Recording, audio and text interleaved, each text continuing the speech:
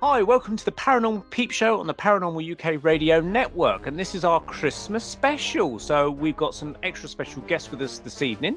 Andy will be joining us. We will catch him up later on. We've also got the Kinsella twins joining us later on, the psychic twins of Twin Souls, who also on the Paranormal UK Radio Network. But here we have with us presently is one of our regulars, Ben Emlyn-Jones. Welcome back, Ben. How are you? I'm fine, thanks, Neil. It's good to be back on the show yet again. I think this is maybe the third or fourth Christmas special I've done with you. And really? Wow, nice, they certainly race through them. Yeah, time flies. Absolutely. And also, previous Christmas special guest is Nic Sands joining us with his NASA shirt on. Welcome back, Nic. How are you? Yeah. Hi, Neil. Hi, Ben. Hi, Leigh. It's great to be back on the Christmas special. It is a lovely surprise. Thank you. Well, yeah, we like surprises, although you did know about it beforehand, so don't let the cat out of the bag. And we also have Leigh Thatcher, who has joined us previously on the Paranormal Peep Show a couple of years ago, where Andy and I interviewed. Welcome back, Leigh. How are you? Good evening. Yeah, I'm really good, thank you. I'm doing really well, thank you. Excellent. Thank you for joining us. So, Ben, first of all, we'll come to you. What have you been up to? You've had a busy year, haven't you? Very. It's been a good year. It's been a vast improvement, of course, since the old C word that was devastating the world for a couple of years.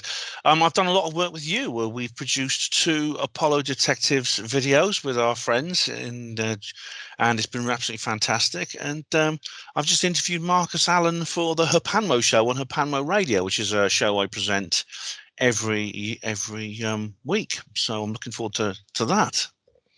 But you've also been out and about doing conferences, attending conferences and doing talks and things, haven't you? Yes, I very much missed doing that, and I have actually been to a number of them. I've actually been to about 5 or 6. I attended it's called the Weird Weekend North. I went to the Outer Limits magazine conference in Hull. I went to the Bases Project conference and the Lancashire Anomalous Phenomena Investigation Society, and that's only the ones I can remember off the top of my head. So I'm trying to make up for lost time, but on the conference circuit. Are you going to the Probe Christmas event this year?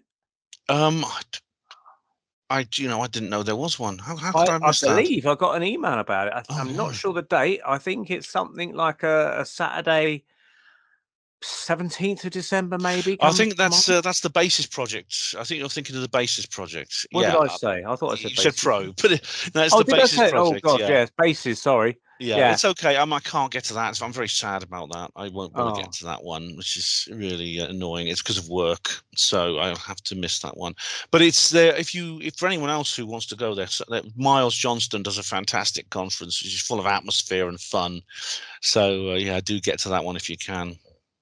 Great. And there's obviously Nic. That's where we first met you at one of Miles Johnston's Basis conferences. Will you be getting to any of those maybe next year? I've actually done quite a bit of a last minute cock up, if you pardon the phrase. We don't mind those.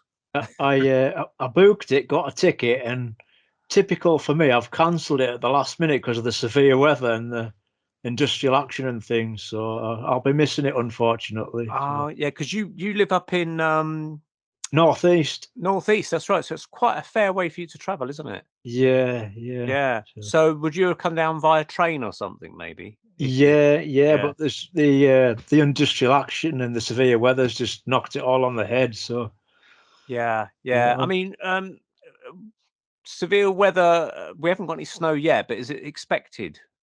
Yeah. Well, I've been talking about it with Miles Johnson as well. There's a thing called the Pleiadian Connection DVD Part 1. And the Pleidians are saying we're actually overdue an ice age. So right.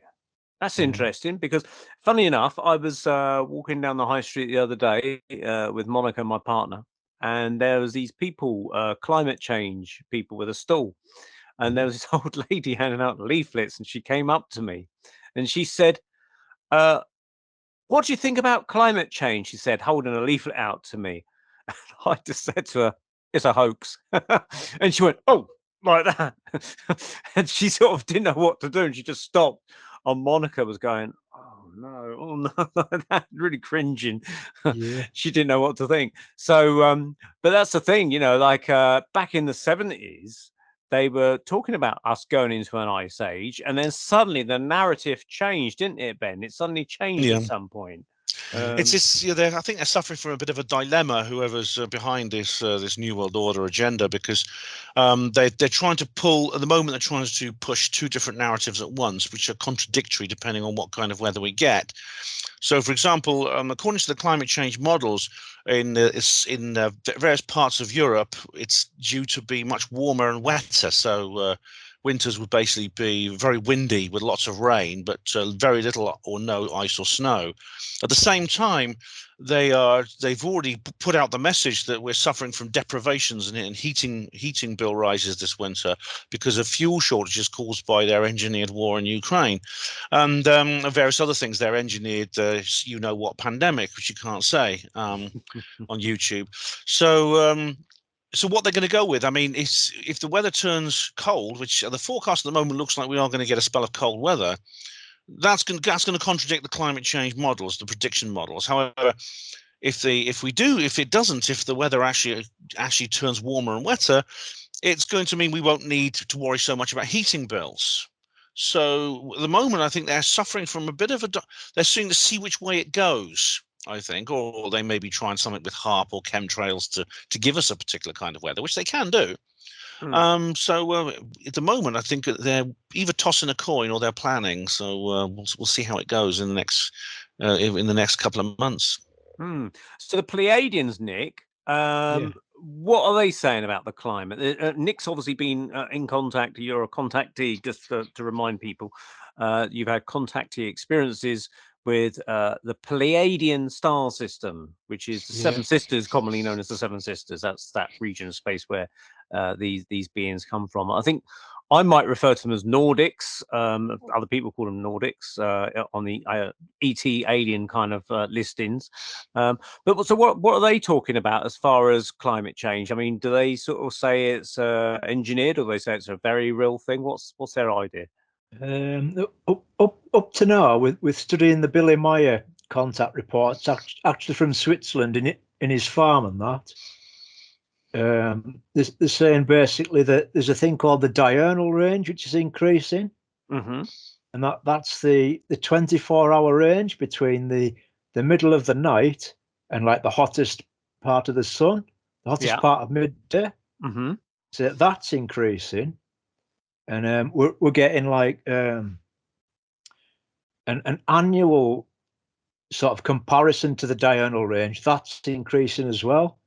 So they're saying if you put those two together, you'll realize we're getting like a thing called the photon belt, and even the galactic equator, as we move through a 26,000 year cycle, says we're probably going to get really extremes, but we're still overdue an ice age, and that all they can do is blame humans for breathing out carbon dioxide, which is ridiculous, Yeah, don't hold your breath. Yeah.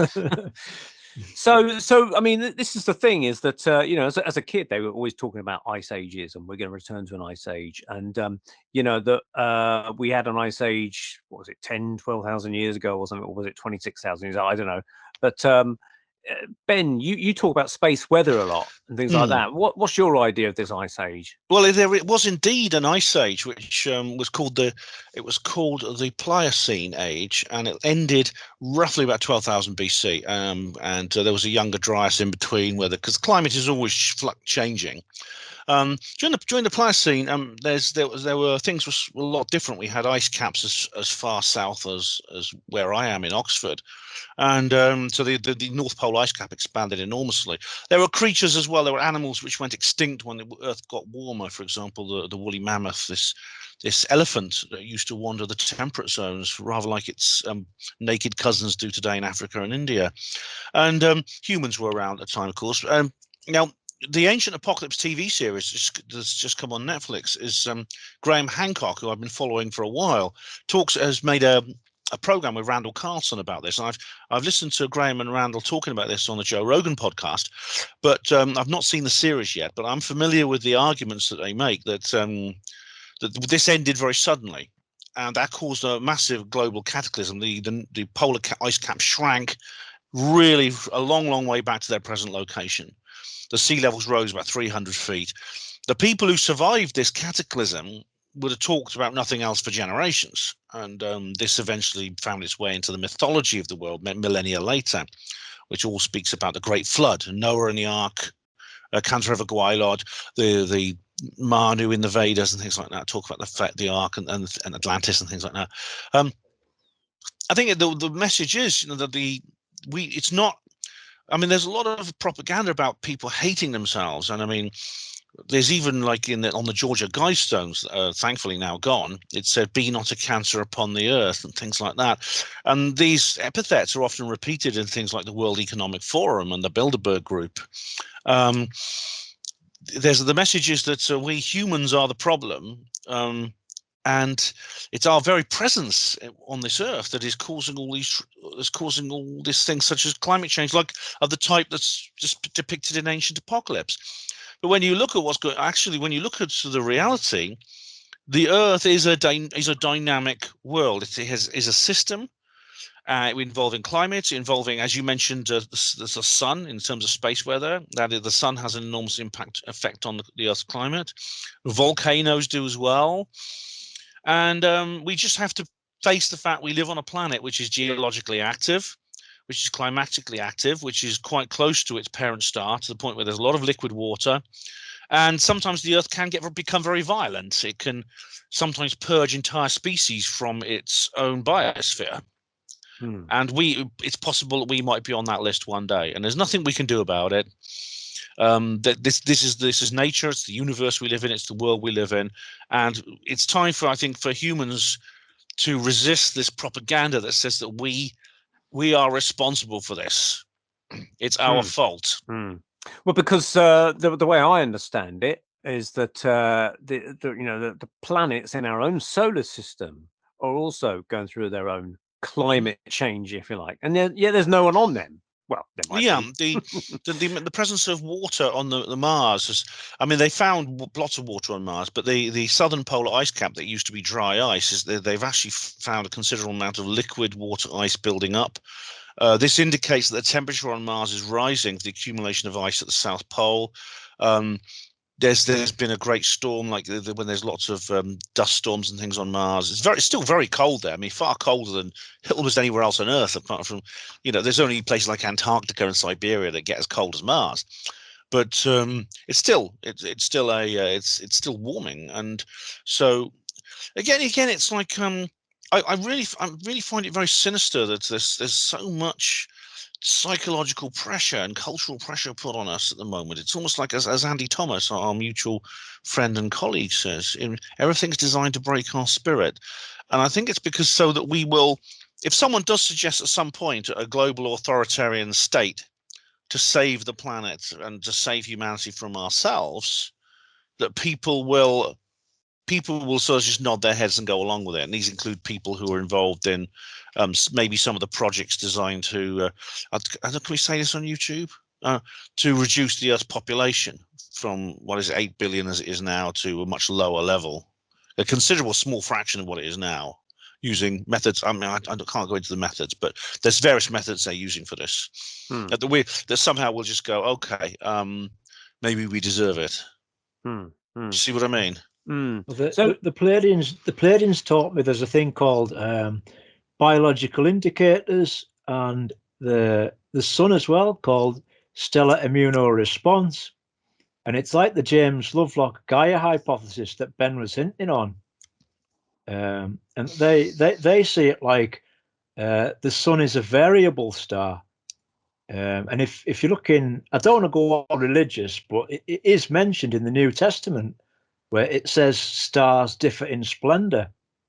And our star is called a variable star, which, due to its very nature, it throws all kinds of space weather our way.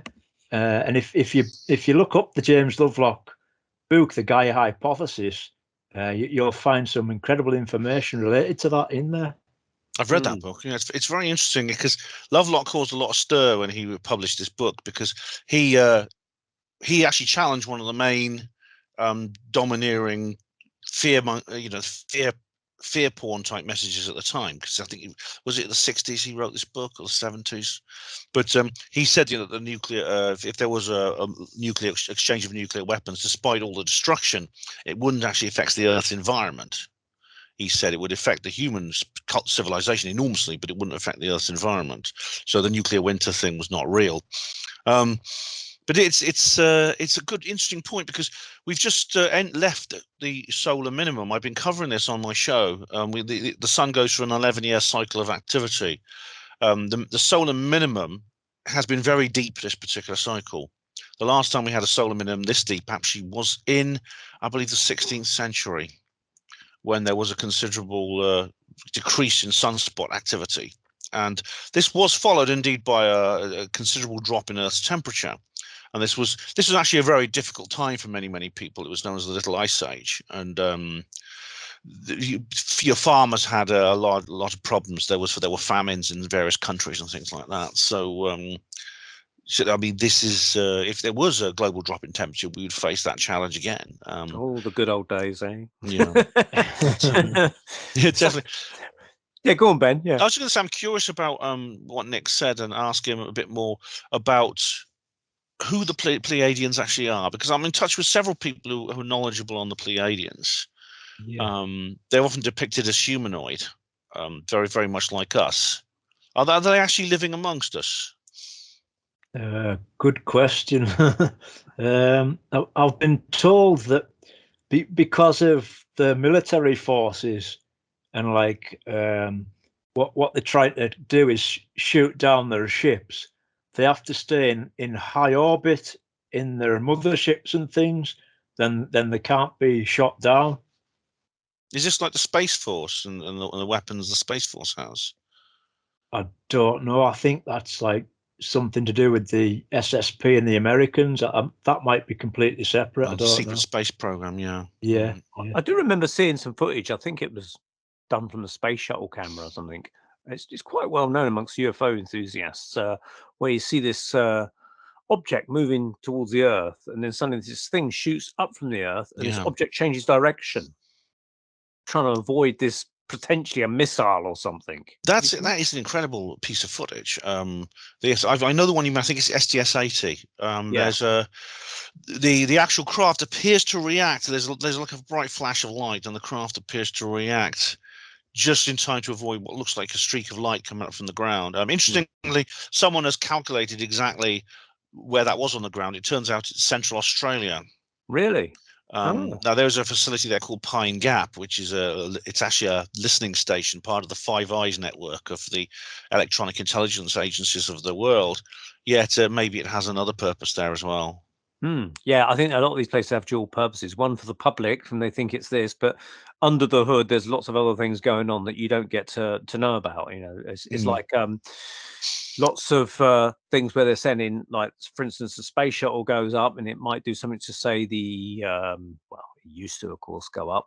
It might do something to, say, the space telescope, but they're also popping something else out in orbit at the same time. It's a military operation, and you might hear about that there's a military cargo on board, but that's as far as it'll go. You won't actually know what it's doing, but you assume it's some kind of, spy satellite or something similar. Coming to Leigh now. So Leigh, we've been hearing things about your own research with a group you're doing. What do you call it? I forget the word now. Remote viewing. Yeah. Thank you. My mind's a bit of a blank in these December months. I'm a bit slow. You probably knew that anyway. I actually have you to blame for my group, because it was when you had Tony Toppin do a talk, and I thought, I've got to go and see this guy, and came to see his talk. His UFO stuff was interesting, but it was the remote viewing thing that he did at the end. and it sparked a bit of an interest. And it's got to be 5 or 6 years ago, I think. Wow. And I tried setting a group up with like a pagan group that I was involved in. They weren't really that interested. And then friend of ours, Rachel Bonner and David Bonner, they they suggested that they could facilitate a group. So yeah, we started it in, I think it was 2018, and yeah, we'd meet once a week. Once a month. And I thought, I took it seriously, but then people started coming up from London to join. I mean, I'm based in Birmingham, so it's quite a fair way to travel. And so yeah, we amassed probably, say, 6 or 7 core people for the group, and you'd have sort of people coming and going every month, but we stuck with the same 6 people for probably about 2 or 3 years now. Obviously, past few years we haven't been able to do much, but I'm getting the group back together again, and a bit like the Blues Brothers. But yeah, the results that we got was actually quite phenomenal. So what kind of did you sort of direct the, say, tests or something, or the research, saying, right, here's some coordinates, go and try and find out what it is, and you would secretly know what the place was that they're supposedly tuning into? No, I was actually part of the what would you call them, the people doing the actual remote viewing. So my wife Lucy, she would pick either something random or an object or a location. She'd do that at work. She'd print the picture off, put it in the envelope, and I would ask her to just pick a number to kind of put on the envelope, two-digit number. I would get the envelope. I'd take it to my group. We used to meet in a bar, but on the top sort of level, so there was nobody about. So the procedure was, I wouldn't to begin with. You'd have on the envelope location or object, so you'd know vaguely what you were sort of looking for. And then over the months, I sort of changed it and added, we'd do a meditation beforehand. We'd use a certain sound frequency during our sort of target practice, if you like. So that's, and then when we finished doing the sessions in Birmingham, in the city centre, we started doing them at my house.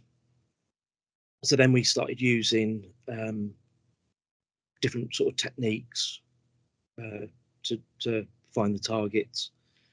As I say, meditation was one of them.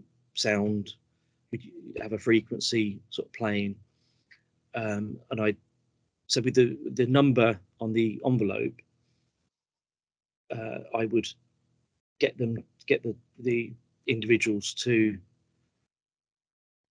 just think about the number and place the number in front of them, and ask them what it felt like, what you could hear, what it felt, what the number felt like.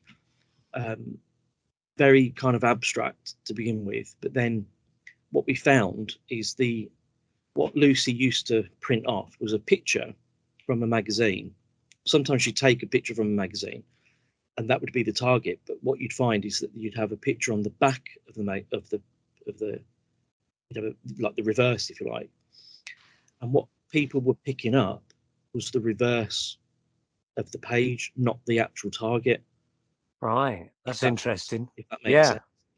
So what you'd find is that, let's say the target was, the Eiffel Tower, and that was on the page. And on the back of the page was, let's say, people doing some washing up. You'd often find that people would pick up on the people doing the washing up on the back of the page. Interesting. So, did you try? I know that there was. I mean, Ben, you would know about this, and maybe Nick as well. Ingo Swann was well known for doing remote viewing back in the 70s, and he was typically given coordinates, just coordinates, and he would home in on them. And in a lot of cases, he was working for the US secret agencies like the NSA or something like that, and he would be given coordinates of, perhaps Russian submarines or something like that. Stargate project, I think. Yeah. Stargate. So, I mean, did you think that you could try that, or did you kind of explore that possibility where you could literally go to places rather than just like, given a map coordinate that no one would possibly know where it was or have any preconceived idea? They're just given a map coordinate or something, perhaps like Ingo Swann would be. Yeah, we did try one session with coordinates. That didn't really pick up much in the way of information. The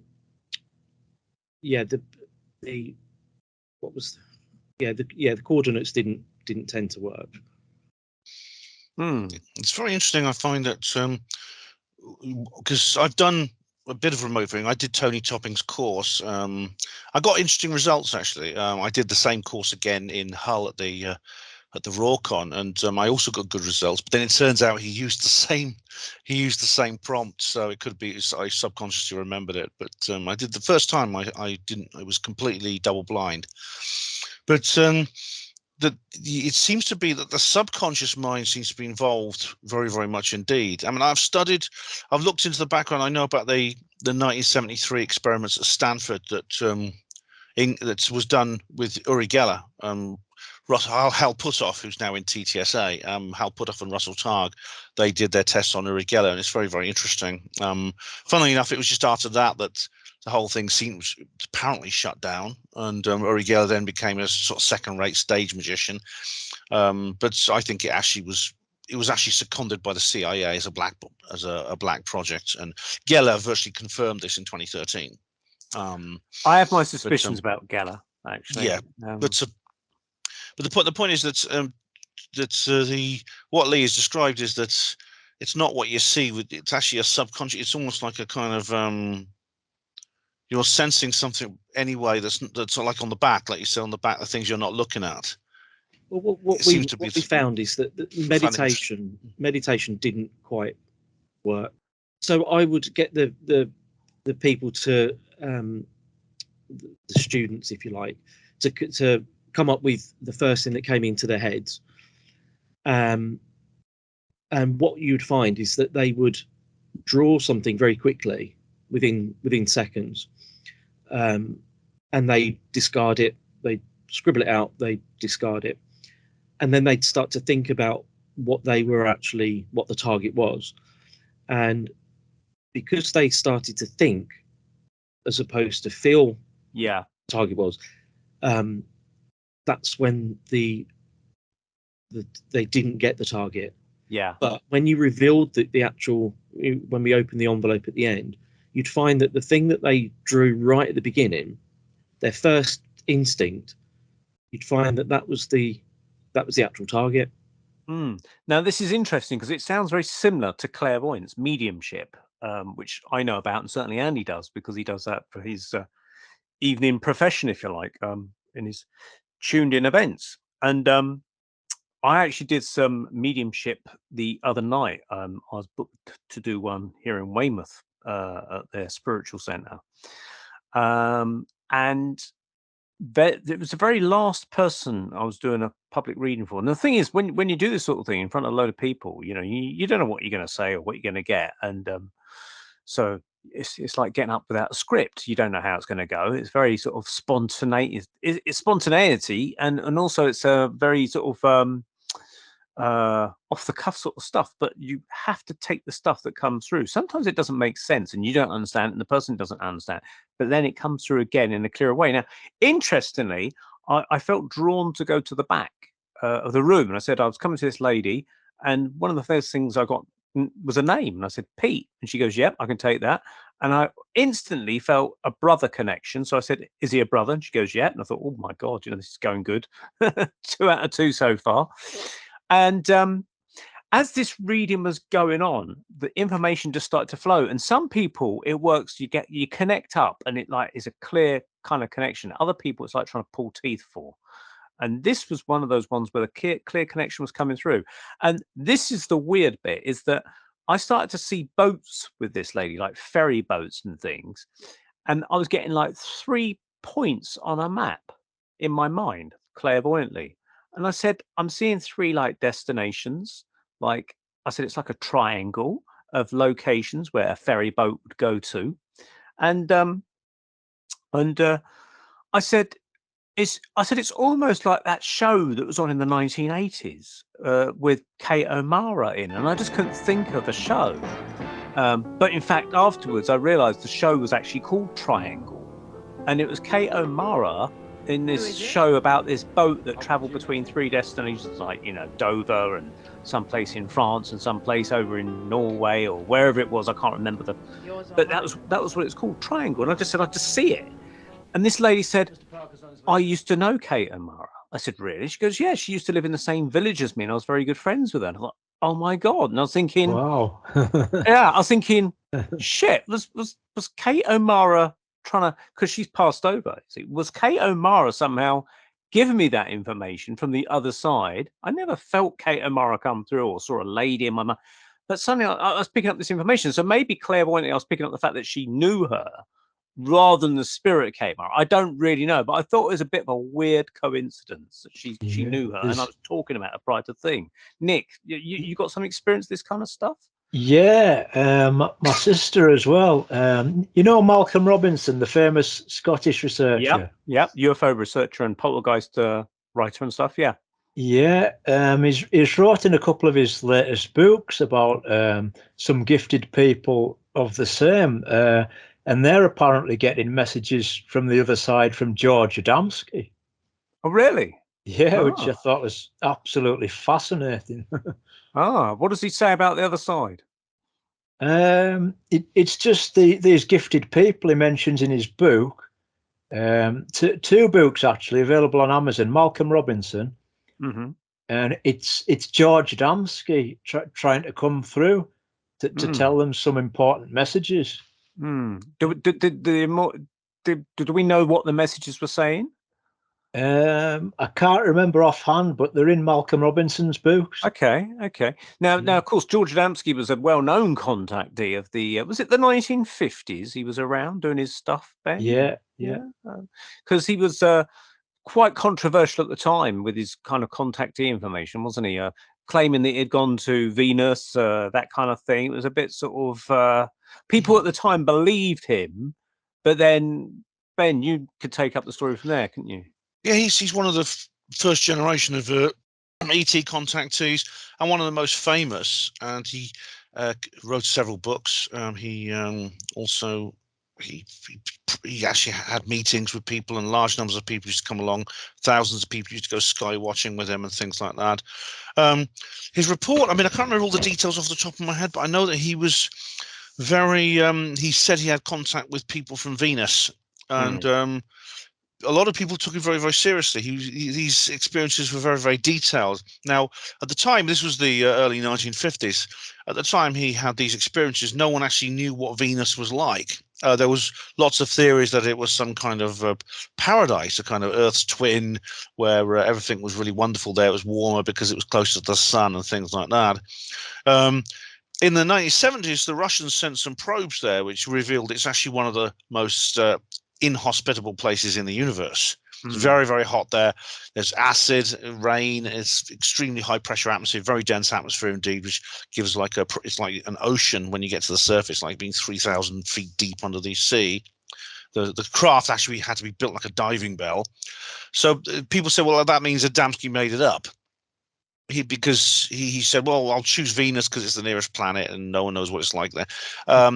Because these creatures, obviously creatures of the type that Adamski describes could not possibly have come from the real Venus.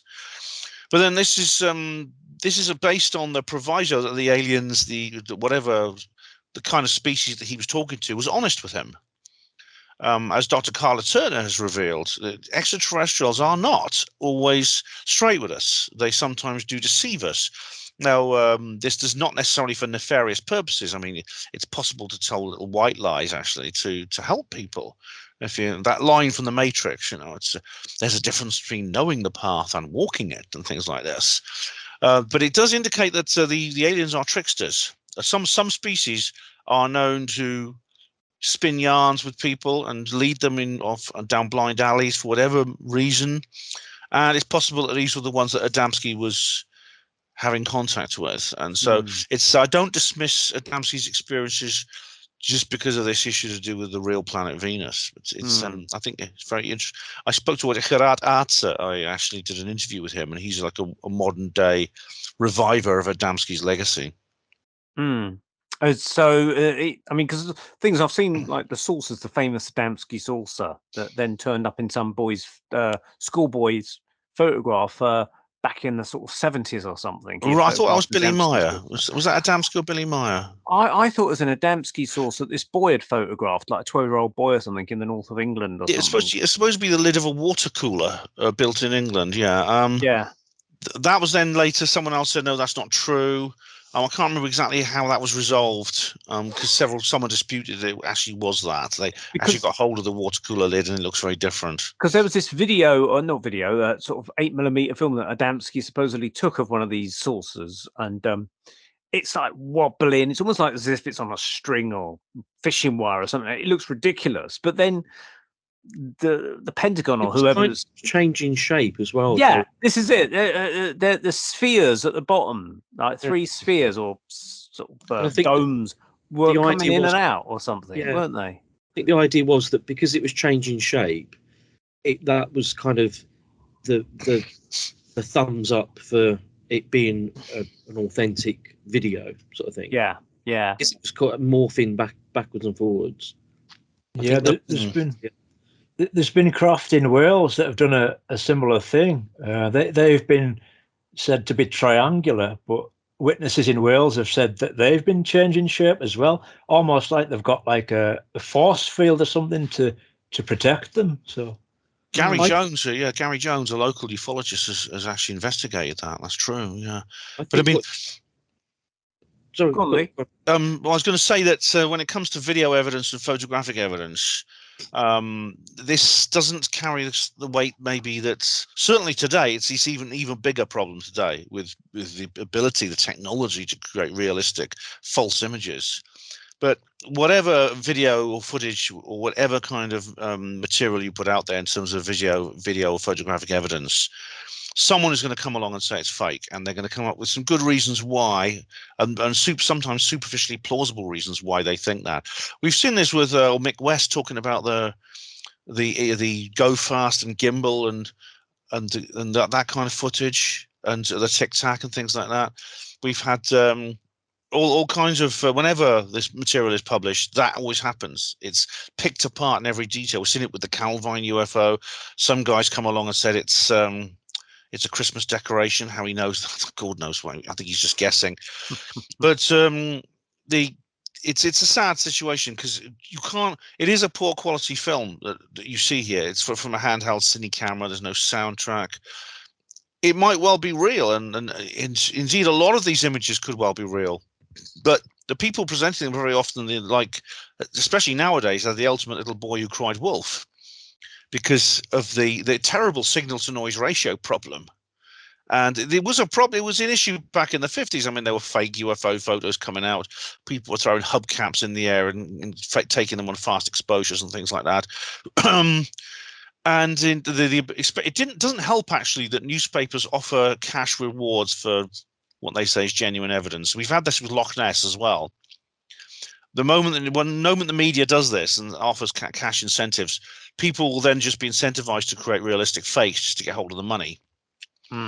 So I feel sorry for people if Adamski, if this is indeed a real piece of evidence that Adamski has created, indeed anyone else who presents evidence that might be real in terms of video or photographic evidence, then I feel very sorry for them because it doesn't carry the weight. It doesn't always carry the weight that it should, or they think it's going to carry. I remember seeing some photographs of George Adamski's experiences, and one of them was like supposedly a cigar-shaped UFO with portholes in it. And it says George Adamski can be seen in the porthole. You looked at, there was a close-up, and it had George Adamski looking out at this porthole, and it looked like it was completely cut out and stuck on to me. You know, I was thinking, oh my god! And supposedly the alien in the other craft borrowed George Adamski's camera and took a photograph out the UFO looking back at him. You know, yeah. I want to go back to what Ben said earlier about the idea of UFO contact being almost like not a hoax as such, but tricksters, like sometimes tricked, and there's some. I don't know if you remember, Neil, years ago when I did a talk for you. One of the main UFOs that I saw was like a caterpillar. I remember you saying it was a creature in the sky type of thing. Yeah, caterpillar thing. And this was 10 years ago. And quite a few years later, I realised that there was a crop circle back in '94 that was exactly the same as the. I've got the picture in front of me here. The crop circle was exactly the same as the UFO that I saw, which was wow. biological in nature. And so that there's one link straight away. And it was only last year that I thought, I wonder if there's a link to the time or the date that it actually occurred, like both the crop circle and the UFO that I saw. And it happens to be the same date. It was the 15th of July. So the crop circle was 15th of July 94. The UFO that I saw was 15th of July 2012.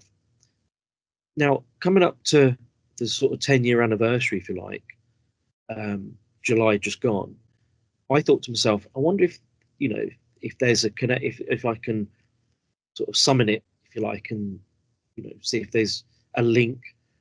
And nothing happened, and it did strike me as being thought, am I being played here?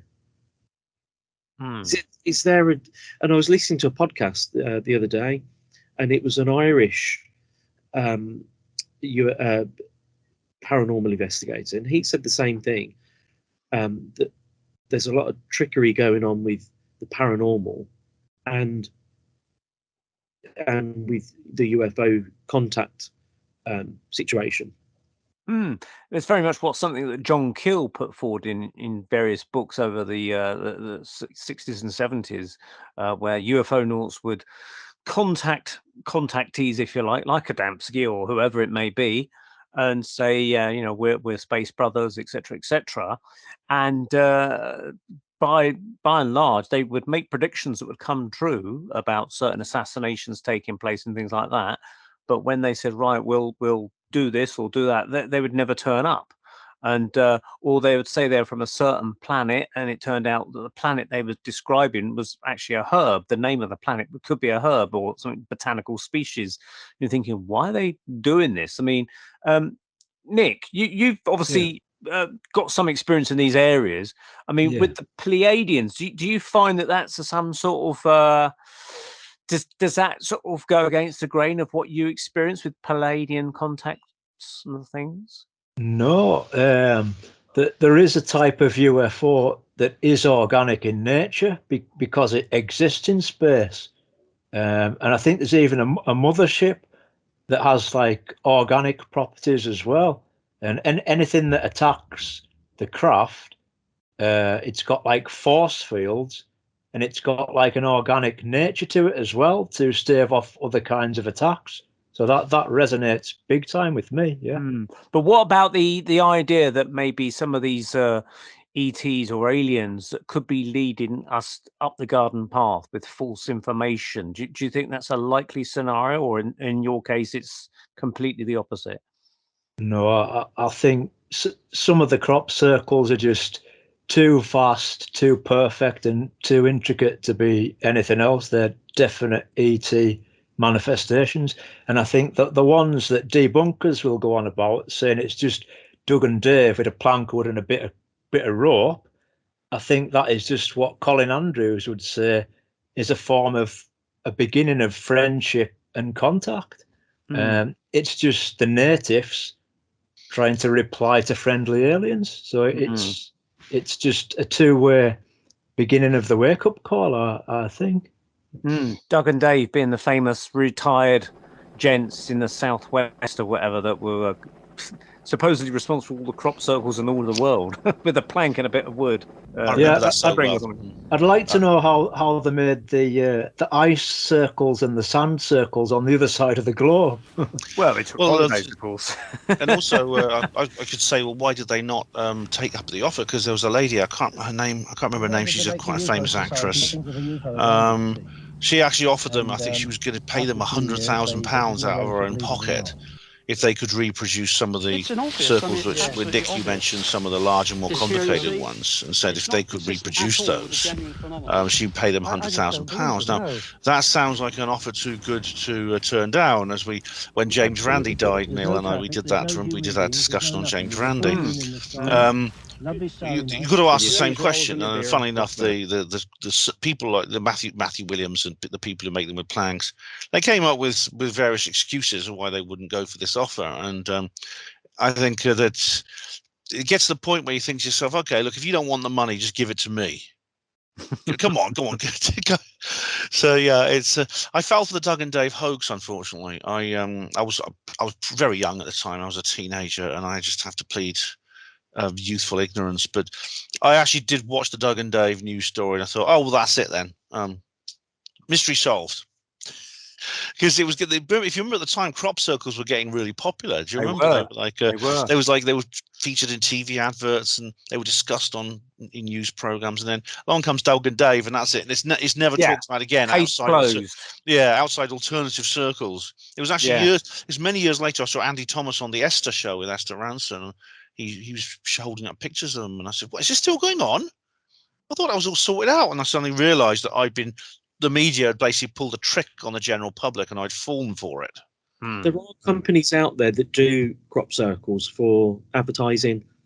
There was a glass bong company, like a glassware company that made bongs, I think, and it was called the Mothership. If you Google Mothership and crop circle, you'll come up with this. We've got an interesting crop circle with leaves and all sorts of bits and bobs on it, but that was actually created for an advertisement for their company. So they employed a group of crop circle makers to do it. But then you kind of think, because I knew inadvertently somebody that was part of the crop circle scene, and the idea was that they go into the fields without really knowing what they're going to create, or they have an idea what they're going to create, and the image is sort of imparted to them spiritually, and that's what they kind of create on the spot. Like almost like a beginning of a two-way friendship experience. So but in the 80s, I thought the crop circles were all UFOs. And then because like when you say with the Doug and Dave crop circles, but in the 80s they were very basic, and then in the 90s they just leaped into these very sharp, intricate designs. And I thought, well, they've got to be created by UFOs. And then there was that video, I think it was probably 94, 95, of these lights swirling around. Oh yeah. Field, then the crop just kind of drops, and then you've got the crop circle just appears. Have you ever seen? Yeah. No, that was the Carl Wabley hoax. Not hoax. I'm sure it was. I don't say it was a hoax. It's been denounced as a hoax. Yeah, Carl Weatherly or Carl. He's got several different names that came forward. What he did was, he actually showed people he went to the barge and he showed people through the viewfinder what he'd filmed, which and then he went back to home, and then he like processed it. But so a number of people saw that before he'd even gone home. So it seems you've got to ask yourself, how did he do that? How did he manage to what? Because if he'd have had to fake it, and then he'd have had to be there, fake it, and come back and show people through the camera he filmed it, showed some people before he even went back home with his footage to put it on the player. He showed people literally within a few hours. The only thing you could see it on was literally on the tape in the camera, and the only way you could play it back, as you could do in those days, was play the tape back, and you could see it playing back through the viewfinder of the camera it was filmed on. Yeah, this was literally when the barge opens. This was literally just a few hours after he filmed this in the early morning. The barge being the location. Yeah, the famous barge. Yes. Yeah. The famous barge inn. Yes, which is the barge centre of the sort of crappie community. Yeah. And so he had filmed it that day. People had witnessed it, and then he actually took it home and saw it on his own VHS player or something later on. Yeah, I mean, big screen star. Yeah, Michael Glickman did an analysis of it. So did Christopher Everard, and they thought it was real. Then apparently this bloke appeared in, I think it was in Germany, English guy in Germany, with a slightly different name, I think, and said, yes, it was very simple to do. I just took it to my studio and in Cardiff or somewhere, and I overlaid these. I mixed this vision and I overlaid these images, and I created this little CGI ball and things like that. And I thought to myself, it could be another Doug and Dave. It's another Doug and Dave. They're just putting out there to try and dissuade interest. Yeah. The problem is the case of. Sorry, Leigh, go on. Go on, Nick. There was the case of a radio telescope where they were doing some kind of astronomy work, and they got an answer back with the Drake equation. Bolton. Yeah, Bolton. That was fascinating. Neil knows I did a talk on this subject, but it was the Arecibo message of 1974, which apparently it was actually pointed at a star cluster, not the Pleiades. It was a different star cluster. It was a globular cluster, which is 25,000 light years away. And they said, well, if it's going at the speed of light, it's going to take 50,000 years because the signal's got to go there, and then when they reply straight away, it's going to take another 25,000 years. 50,000 years we have to wait for a reply. Oh dear! Put your feet up, guys. Get the kettle on. But maybe the actual thing that was in near the Chill Bolton Observatory wasn't a repeat of the Arecibo message. It had slight differences, if you remember. It had it's in the space of the human figure, there was like a little alien figure, a little grey alien type figure. Fascinating stuff. I mean, and it appeared overnight in a place that's obviously, because it's an observatory, there's a lot of people in there at night time. No one saw anything. So very fascinating. There were several interesting images from that particular field over between 2000 or 2002, something like that. That image, it looks rather like something you'd print off on a dot matrix printer if you printed that image off, because it had that kind of segmented, kind of angular structure to the image of the That's alien. how it was created. Yeah, I mean, the original Arecibo message was created in a similar way. But of course, this was in a field with crop, which is fascinating. I mean, several people have come forward and said, "Oh, I did it," and David Caton says he knows the people who did it, but they've never. Sometimes teams will claim things that they didn't do. I know, because there was one crop circle appeared. It was like this wonderful three-dimensional kind of Merkaba type structure. It's somewhere in Hampshire. Two separate crop circle teams actually came forward and said that they did it. Either one of them's lying, or they're both lying. Nick, do you think that it's ET doing these crop circles all the time, or do you think it's human consciousness or Earth, or what? Well, I think just what I said before. Colin Andrews is the main man, and Dr. Stephen Greer as well, if you can contact them. And it's unfortunate that Colin Andrews had to move to the States, but I think it's the beginning of the wake-up call, and it's a two-way contact thing. Between contactees contactees, natives, and the guys in the big mothership. It's the beginning of like open, friendly contact, I think. Do you think? I mean, it's an interesting thing because you got these ETs, aliens, whatever you want to call them, making personal contact with people, literally sort of talking to them, saying we are so and so. But then you get in a bigger broadsheet in the form of these crop circles for everyone to see. It's a bit of a sort of two-pronged approach to communication. I don't know if that's like just the way I perceive it, but it's almost as if they're trying various ways of getting themselves seen. Well, obviously getting seen in the skies is one thing, but then they're actually being seen on the ground as printing off their kind of calling card, if you like, with a crop circle, if it is them responsible. Have you ever been in a crop circle, Leigh, or tuned into it or something?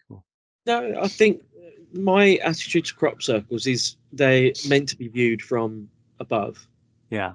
So I think to walk into a crop circle, can't really see point. To be totally honest, I think they're meant to be viewed from above. So that's where it sort of starts and stops. Yeah. So it's interesting actually because with the crop circle, you've literally, in a sense, it's like doing a drawing or something. You've got to kind of carve your image onto the ground so it stays permanent. Now, you wonder if the ETs would have the technology to restructure clouds into a pattern so that we could all look up at the sky and see like an image of an alien's face in a cloud or something like that. But that doesn't seem to be the case, or am I mistaken? Has anyone seen structures in clouds? Well, I have all the time, but there's this thing called pareidolia, which is very unfalsifiable. And unfortunately, no matter what appears in the clouds, that you'll get that. It could be that there'll be something really striking in a cloud, which will be a complete anomaly. Like the film Nope, which has recently come out, which is about UFOs. An extraterrestrial object is discovered because a ufologist watches a time lapse footage of clouds passing and notices one of the clouds doesn't move. The others blow with the wind, and this one doesn't move. Based on what Leigh said about, I want to comment on what Leigh said about the crop circles being designed to be seen from above. Funnily enough, in some of the crop circles, especially the famous 2002 galaxy formation, there is actually a forced perspective element in them. And now a lot of them are built on obviously a lot of them are constructed or they appear on hillsides and things like that, so they can be seen from roads, stuff like that, almost as if they do want some people to just notice them from the ground. But when you get inside them, what's weird is some of the structures actually are a different shape on the ground, so that when you look up from above them, looking down, they look like it's a completely different shape than what they actually are. Now, you see the same effect with advertising banners at sporting events, where the banner essentially is markings on the grass. You see the same thing.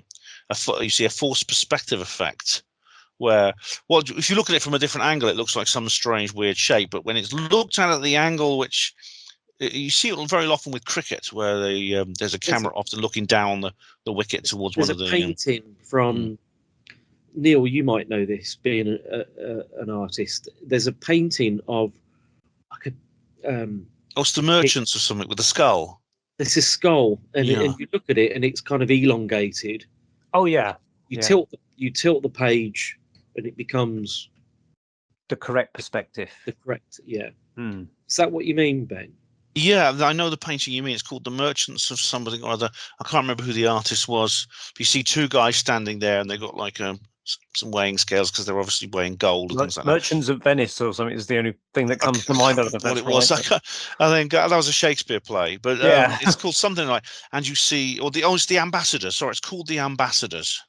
Right. And you see a big long line. It's almost like he made a mistake, and he dropped his paint pot, and some of it splashed on the canvas. And he thought, "Damn, I don't have time to redo this or clean it off. I'm going to have to just put this up in the gallery with this mark on it." But like as Leigh says, when you look at it from a certain angle, you can quite clearly see that it looks like a human skull.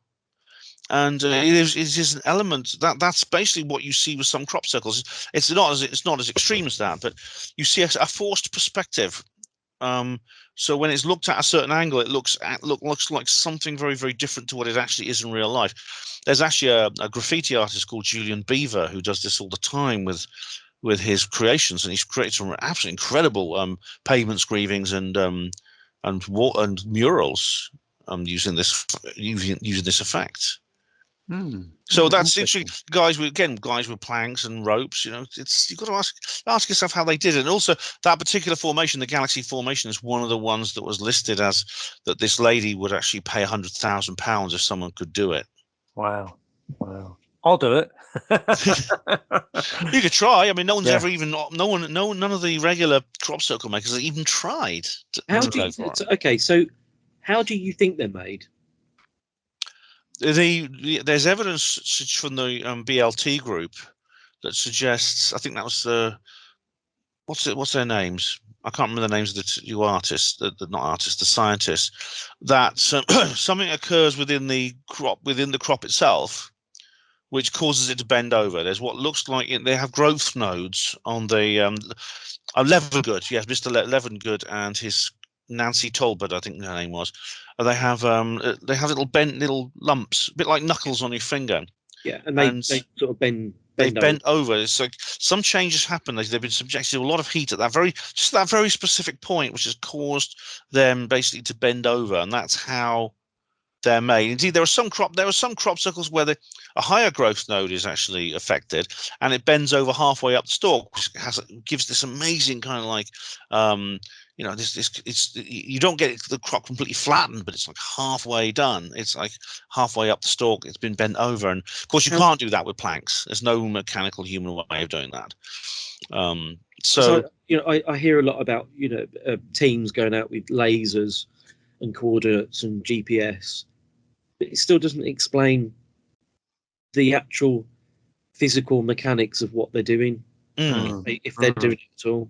But a laser can direct heat. Yeah, it's concentrated light beam that can direct heat. Seems to take a lot of work though to do a whole crop circle with a laser. Yeah, I mean, there's no evidence. There's no evidence to suggest that all a laser would do, it would just burn the stalk, probably break it into. Yeah.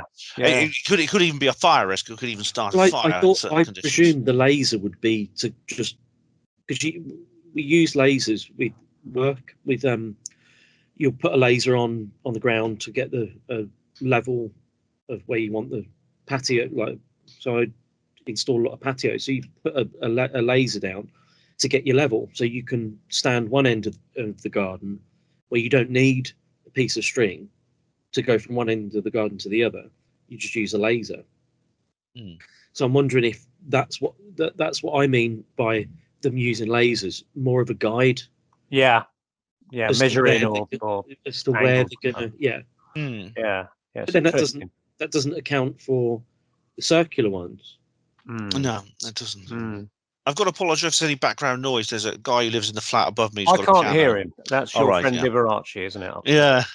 Yes. The accompanying music. Yeah, I could hear him. We'll take a quick break, guys, because I've interviewed our friends Ronnie and Philip Kinsella, who host Twin Souls on the Paranormal UK radio network. And so I've been chatting to them what they've been up to this past 12 months and what they hope to achieve next year.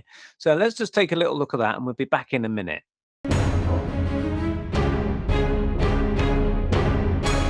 So Philip and Ronnie, it's very, very good to see you of Twin Souls on the Paranormal UK radio network. I've been listening to your shows the past year when I've been driving. Always found them interesting. You've got lots of great guests. But how are you both? Yes, I'm fine, Neil. This is Philip. If we're not the proclaimers, as people sometimes think in terms of ufology, but that's what we've been labelled. We haven't walked 500 miles. We certainly haven't. We're still walking the 500 miles to find the UFOs, but I've been okay. I've been very blessed, both Ronnie and I, with some TV work and interesting research into the 9th of April 2016 sighting that we had, and connecting more dots to more witnesses that have come forward, which is going in a brand new UFO book that I have finished, that should be coming out next year by Philip Mental's Flying Disc Press. But I've had the Skycrash Throughout Time. Me and Brendan Butler have had that republished through Philip Mental as from his 2013 publication. So yeah, Yeah, well, I've been concentrating on my art.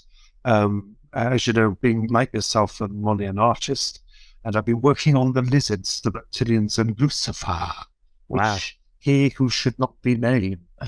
But and I'm progressing well. It's good because I use the 3D software, as you rightly stated. It's an amazing application, the 3D software, ZBrush or ZBrush, however they pronounce it. But I've come leaps and bounds with it, and I'm so delighted because it gives me the chance to develop monsters and full-bodied monsters, not just heads, the poses. Because with these 3D printers we now have, the resin printers, we can develop them into actual physical models for people to hold, as opposed to just seeing them on film, or on as an image. So, and also I've been working on a book for Philip Mental. I won't give the title away. It's not top secret. It's something radically new, but it's my views on the paranormal. Wow. Both been busy with books and things. Yeah. To hear that you're mastering ZBrush, because you've had that how many years now? 10 years now. Wow. 10 years. It's taken me 10 years to start, and I must admit my first renderings were appalling. I've actually looked them up, and when you look at them, you think, oh God.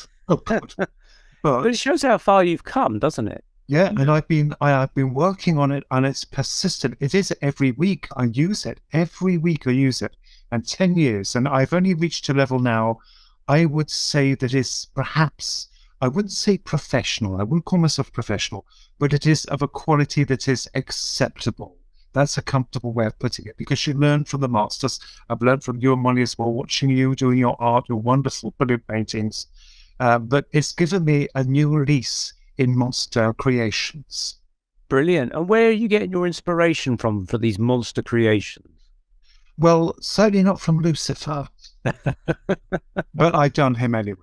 I don't know. I don't know where it comes from. It just beams on in. I think some of them started with the cryptozoology, especially with our fascination of the Dogman. And of course, you started to I'm not very good at doing werewolves. I've tried. There's just something lacking. It could be with the fur. I don't know. But I tend to find that the reptilians and the greys and things like that are much more preferable to me. Yeah, because Ronnie's done a lot of illustrations for the new book that's completed. I'm just polishing at the moment. And that's got some other illustrations from Jason Gleaves as well. And I've had some permission to use other images in there. And so I'm really excited about that project.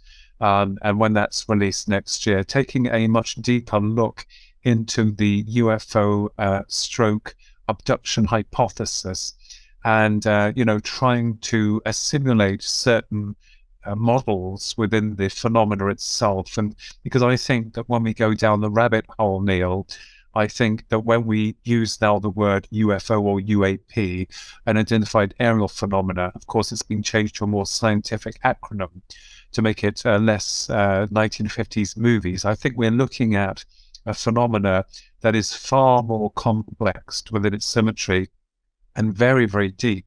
And this has led me into areas of consciousness, because back in 1996, when I was very proud to have that article published in Alien Encounters called Spirits in a Material World, which dealt with the abduction, the greys, and of course the soul. This is where I wanted to extend upon the thesis, the model, going forward. So I'm very excited. Of course, most of it's just theoretical in nature. And the one thing is, I'm not, as I say to Uri, so I'm not in competition with anyone. It's like, with anyone in the field of ufology, it's just your way of expressing yourself and looking into it, into how you see it, how you view it, which I think is important. Yeah, I was interviewing Preston Dennett. Oh, yes. Very, very good interview.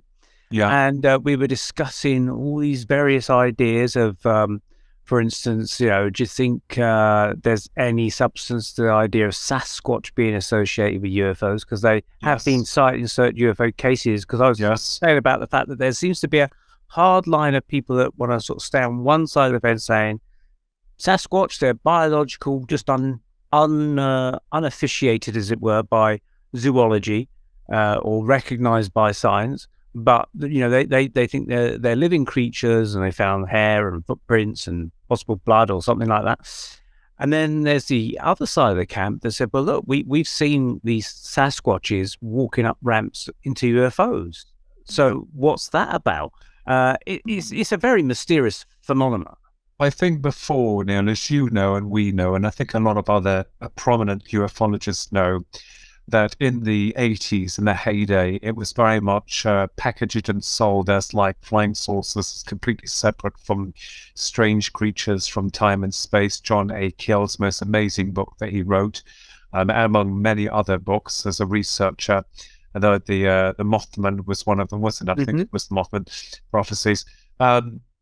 I think that looking at it now, we've come a long way forwards in trying to, ascertain, especially with regards to Paul Sinclair's research in Bempton and also Skinwalker Ranch in Utah, these Rendlesham Forest as well. We have to note that that's an area of high strangeness. I think with these certain patterns are keys to unlocking this mystery. And I myself personally believe that there is a connection between not just the Sasquatch or the Dogman, but also the UFO field investigations, because we know that UFOs bring levels of high strangeness.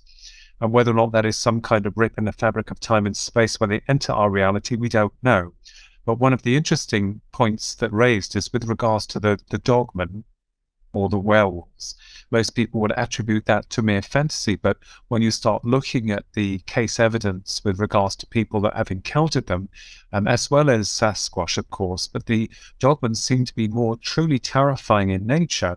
And I know that there was one person who, or maybe a few, if I'm to be corrected here, because, not everything is attributed to one thought, because like the 100th monkey myth syndrome, everyone seems to get ideas, but that perhaps that these creatures were being designed as some kind of soldier or super soldier, which isn't, something to debunk. We have to be open to all forms of, theories. But I do believe myself there is some kind of connection between the phenomena, which kind of like connects all of these together. So I'm on that side of the page, definitely. And what about you, Ronnie? Are you convinced they're from outer space or they're from some other place? I don't think they're from outer space, and I don't think they are from flying saucers. They are real. I mean, the cases we've heard of, especially with the Dogman, the werewolves, however people wish to or prefer to call them. Martin Groves is an example, a gentleman, a police officer who encountered these with his mates 30 years ago. They couldn't talk about it, but they could even smell them. So they appear to be some kind of, as you stated, biological. Yes, they become real, they bleed, they smell, they're real. But as to their origins, that's a big mystery. And I'm wondering whether it's beyond outer space, or it may be beyond the UFO enigma. We're thinking perhaps people will probably have considered this already, interdimensional or something else. Something else, but they are real. They are absolutely real. That's why people can't find them.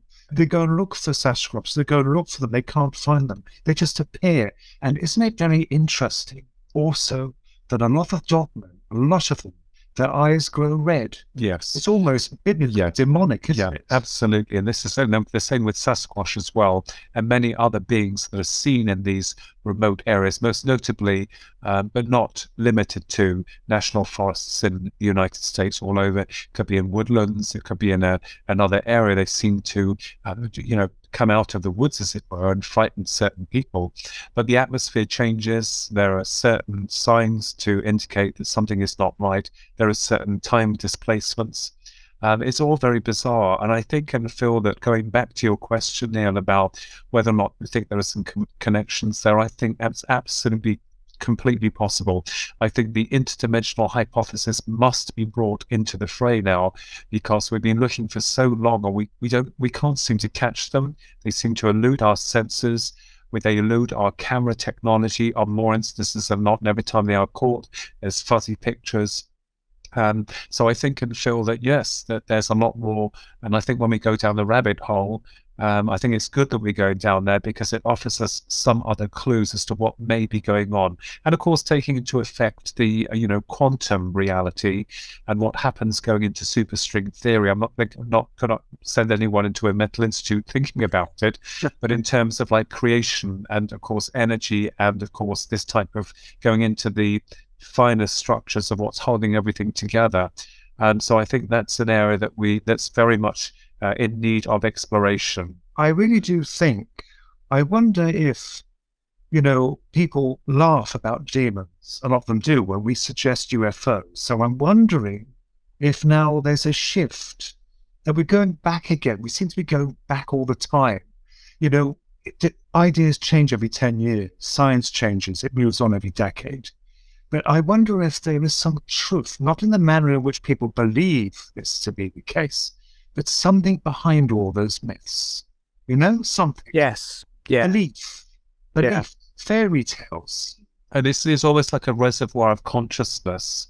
And I think consciousness is another key element that it is being explored into the phenomena, and that perhaps we are opening gateways or portals to these other realms that maybe we have created on another level of reality that then comes into our field frequency of our reality from its reality. We don't know. So that is not, I think that the multi-million-dollar question is, what are they? Where do they come from? And why are they here? And why do they come in the way that they do? Normally when it's quiet, when there's hardly any witnesses on a lot of occasions, there are rare occasions where UFOs are seen by hundreds of people. But these objects, this phenomena seems to elude our capture. And I think that's part of the reason, whether it's some kind of psychological connection there, that the phenomena changes us as individuals. That certainly is the case with a lot of people who've had Dogman, Sasquatch, UFOs, alien experiences. It's quite clear and transparent within that department. It's kind of funny, isn't it? I think about this as well, with the Dogman, especially with Bigfoot, how there are always things that are kind of recognizable. The Dogman is based on the wolf, the Sasquatch cavemen, or apes. There's always some kind of similarity, and yet they are made to be monstrous. They appear very defined. The big bad wolf, things like that. Not that they talk. I don't know if they do or not. I think it is interesting to note that they are recognizable to some degree to us. And also, I think because we as a society have been programmed and consciously restricted in our understanding of reality, now I think the system we serve is quite worried because a lot of this is now coming out where we have been systematically, individually, that is, programmed, no, they don't exist and these don't exist. And now the big question is, well, they must, because there is evidence to suggest that the phenomena is real. And I think this is why, with regards to disclosure, and I call it the system, is having problems wondering how to address this to the public. And you're not going to tell me that for all these decades that those people at the top, whoever they are, and they are there, whichever departments they secrete themselves in, haven't been studying this phenomena a lot longer than they're making out. So we're being drip-fed this slight information that really means nothing, that we know already. And I think that there's going to be a lot of radical changes. And whether or not the phenomena is good or whether or not it's bad, we don't know. Because I think this is the issue or the area that the system will have to address to the public at some point or other. Promoting fear is not good. No. No. I've been having thoughts about this because I'm still writing my book, Encounters with Various Ghosts and Spirits. I'm actually at the tail end of it, and I'm sort of just thinking things through. And I've been looking at a lot of the spiritualist materialization, physical mediumship. Yes. And I started to wonder about maybe the connection, if there is a connection with flying saucers, UFOs, UAPs. And in a physical seance, so it is said, I've been to seances, but I've never seen ectoplasm or anything like that. So that's why I say so it's said, because I've never physically seen it myself. As the idea is that the spirit world would, when they're trying to manifest a physical body of a deceased person in the room, will take parts from each person, not just a medium, elements from them, and they'll take colour, say from flowers that might be in the room or from someone's coloured top or something, to form their material body and colour it in. Yeah. On a temporary basis, maybe for half an hour or whatever the energy can muster. And I'm wondering if these things aren't from outer space, far away, could they be like spirits coming into our physical reality, but taking elements from our own reality, build themselves up into some physical temporary form, like a ship or an alien or something. And that's why they might resemble us a little bit, or they might have metals, things that look like metals. And then they're gone, that kind of thing. I did, I mentioned this in the Digital Demon book. They could be the dead, as you well know as well. We have discussed this, haven't we? I remember those two dreams that I had, one after the other, and it was very symbolic, and I've never forgotten them, where I found myself in an open window, and it was dark, there was no glass in the window, and I would see a UFO, and I'd feel this overwhelming sense of awe. My goodness, I wanted to hold it. It's like I wanted a part of it, and it was coming closer to me, and it's got closer and closer. I ended up holding one of them, was a dirty bottle, and the next image that I had, the next vision, I'm sure it was a vision, almost telling me on a deeper level, the next one reenacted exactly the same, but it was like some dirty old lead piping. So my understanding is that, as you've said, perhaps when these crashed UFOs are discovered, that the technology eludes the people who are obviously have found it and tearing it to pieces to find out how it works, are eluded because it seems to have some kind of earthly composition, but mixed with something else. And like The Thing, do you remember the movie The Thing? Yes. When the Thing actually used people to, and the only thing it rejected was like plates and plates or fillings or that type of thing, because it was pure within its biological nature. I have thought about that as well, as though the craft that comes in, as the energy or the force, the intelligence behind it starts to build up with the composition of earthly pieces. And that's why people are trying to find out, well, where's the technology behind it? And there's also a childlike quality to these encounters, almost like the disturbing childlike quality to like the aliens and of course their crafts. They seem to come across like memories or links within us, how we would see a topple, one of those bobble topple thing UFOs used to spin around and all spinning top. And I think myself personally know that that's quite disturbing in the way that it manifests itself into our reality. So I absolutely agree with you, because as you know, we're also into the other side. And as my point on that, I mean, in my book that was published, I think it was 2020, The Digital Demon, I mentioned even about crash saucers, the Roswell ship being a Trojan horse. I think myself and Jack Valet, his book Trinity came out in March. I think my book came out, mine came out in March. His came out just 2 months later. He referred to that ship as a gift. So we're thinking along the similar lines. But because it struck me as that was planted, it must have been, because there were all these others, which I mentioned in the book, that had crashed. But they had to look different, you see, so as not to raise eyebrows with the military. And isn't it funny how they were always crashed in areas just away from populated lands, but enough to be commandeered by the military forces quite comfortably. So it's quite, as Philip states, it's quite disturbing, isn't it? Yes, I think this, whatever this thing is, it is able to infiltrate us. Like the dogman, as I stated, the smells are in us. Wet dogs are in us. So something perhaps is pricing them out to give us this impression. If you think of, say, apologists or whatever they're called, your David Attenboroughs and people like that, if they go to a tribe of apes in the jungle, gorillas or chimpanzees or something, they're not going to walk straight into the middle of them, because that's going to be a problem for everybody. So what they might do is film them from a distance, and the apes might be able to smell them or hear them or something like that. But sometimes they might want to actually leave something there just on the perimeter of their territory, if you like, to let the apes wander out and discover it, so they don't have to intrude too much upon. And then they observe them playing with this box or radio or camera or whatever it may be that they've left, to have a look at, to see how they figure it out.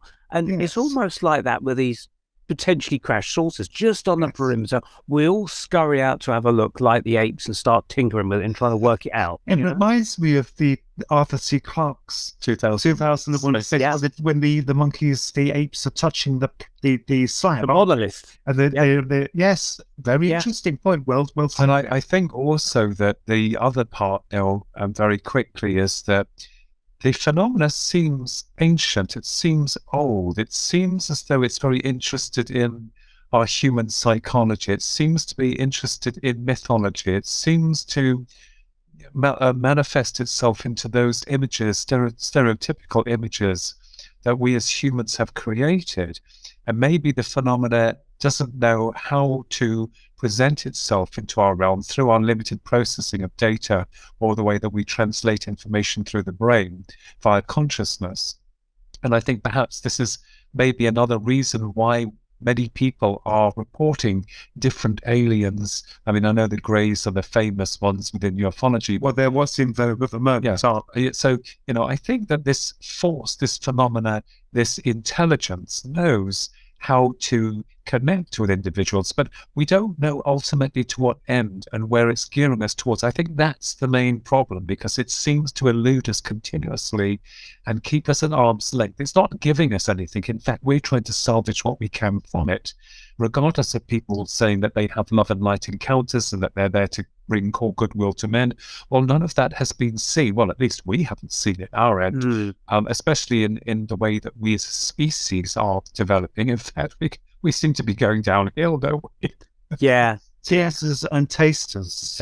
Yes. It's reading Operation Trojan Horse by John Keel, about the Fatima sightings of Portugal. Oh, yes. Around the turn of just the beginning of the First World War.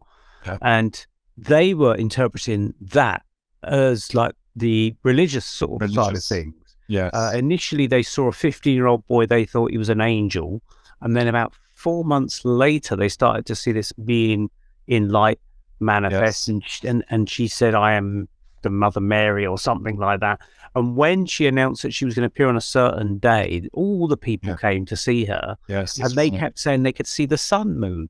And apparently there was lots of movie film and photographs taken of this object they thought was the sun was moving as the clouds apart, because it just stopped raining.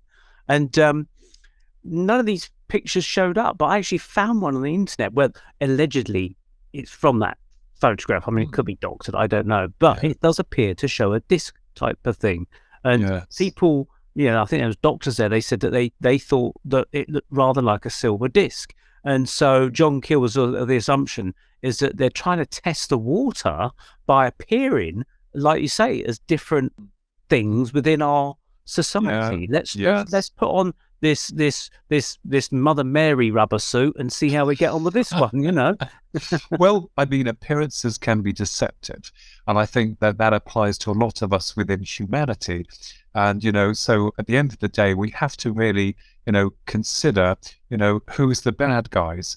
I mean, we take us as a species, and people would prefer half-truths and lies than the truth. We are not a nice species. And in evidence to what we're seeing, we are in readiness to destroy our own species in a relatively short space of time. And it's like history repeating itself again and again. The phenomenon, I think, is as old as the stars.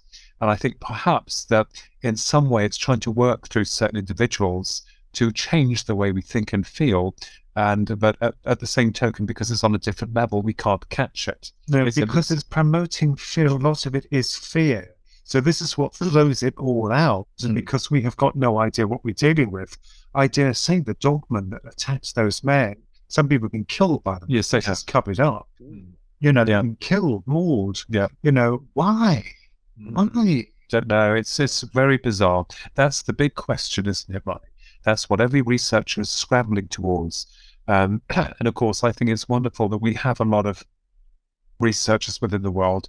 And I know that they're all battling to find the holy grail of what this all is about. Like somehow they're battling for pole position. Yes, but I always say no one has exclusive rights to the phenomena.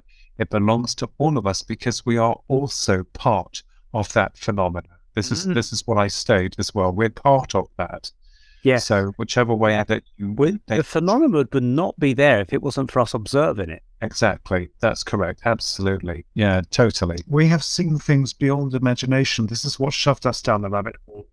As well as yourself, we've seen things that defy scientific knowledge. We're not trained. Where science won't officially acknowledge. That's right. And of course, you're not going to leave it. It's like a bug. Later on, yes, you wait till you're matured and hopefully a little bit wiser, you start looking into it.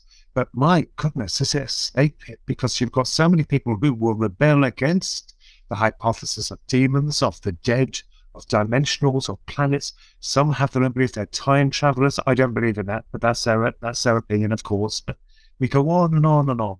There's only one thing now left to ask you, and that's about a person that comes through a portal once a year with presents, gifts of wisdom, they say. But I know the Jehovah's Witnesses won't acknowledge him, but we'll believe in him. So regarding Christmas, what do you have planned for Christmas? Have you got anything laid on special? No, we're just going to have the family round for Christmas, which we normally do every Christmas. Obviously, other loved ones have passed over now, so we have our family round, which will be really nice. We're looking forward to that, very much indeed. Yeah. And I think it's nice for everyone because it's a time when you can reflect also over all that you've done, whether great or small, it doesn't matter, and then really reflect over time and just enjoy that period of just, letting yourself go for a few days. Yeah, absolutely. Well, wishing you all from the Paranormal Peep Show a very Merry Christmas and a Happy New Year to both of you. And a Merry Christmas and a Happy New Year to you. And a Merry Christmas and a Happy New Year to you also, Neil, and to the Paranormal Peep Show as well. And good luck for all your projects next year, and keep up the good work on Twin Souls Radio, because I always listen to it. Thank you very much. Thank you, Neil. All right. Cheerio. Bye-bye. Goodbye, Neil.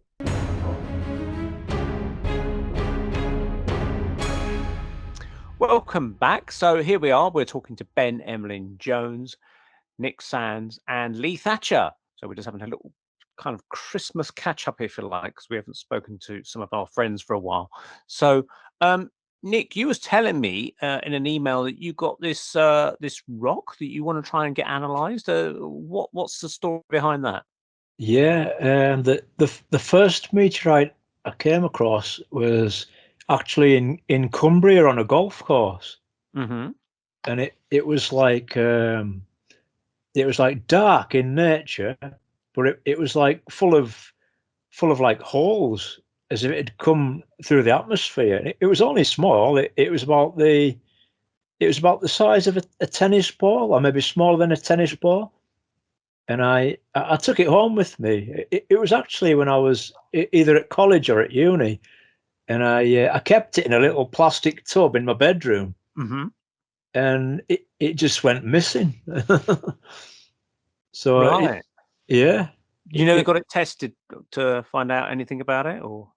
No, at the time, no. But since after the two UFO shoot downs that I witnessed years later, I was at a river in North Cumbria. And I had these like experiences with like cylinders, right? And they would land in fields and things, and people would come out of the cylinders and stuff. And the base covered it up and said it was just grain silos on the farm, but I totally knew different. But they're like SSP, and they've got to maintain the secrets, so they massively covered it up type thing. But this meteorite that I found at North Cumbria at the river, again, looking at all the geological sites and everything, it was unlike any rock anywhere near that area. And I'd studied geology, geography, and environmental science, so I knew all about the history of the place and everything. And this rock was completely unnatural for the environment that I found myself in. And so, I presume you'd have to pay someone to test it and analyze it or something to confirm where it's come from, I presume.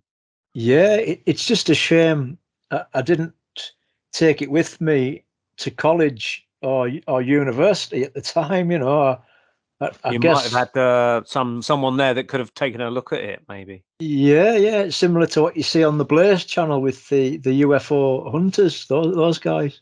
Yeah. I've seen plenty of meteorites come down, like just like a firework sort of zooming, and you don't hear a sound. You just see a load of sparkles for about 3 or 4 seconds, and then it's gone. And you're thinking, I wonder how far that away was. And my understanding is that some of these things are so tiny, and yet they kind of light up the night sky with their brightness sometimes. Have you ever found any meteorites, Ben, or anything? I never found any. I mean, I know that there's some exist. I mean, there are a number that actually do reach the ground in a size that's large enough to be picked up and examined. And I think the polar ice caps are good places to look for them because they stand out very clearly on the ice. But they have certain properties, and a natural one will have certain properties that indicate it's not a normal rock. As I'm disappearing, funnily enough, I've not heard of one disappearing, except there was an incident in Russia where a piece of the Chelyabinsk meteorite, which of course was a large one, which caused a huge explosion when it struck the Earth's atmosphere, which actually broke some windows and things in the town of Chelyabinsk in Russia. It was in a museum, and there was a strange incident that was caught on the CCTV cameras overnight when everyone was gone. No one was anywhere near the object. That the lid of the display case opened. No, it shouldn't be possible. It's locked, and to get in there, you actually need to unlock it with a key and then physically lift up the display case. It's a glass panel. It was lifting on its own, which seems rather strange.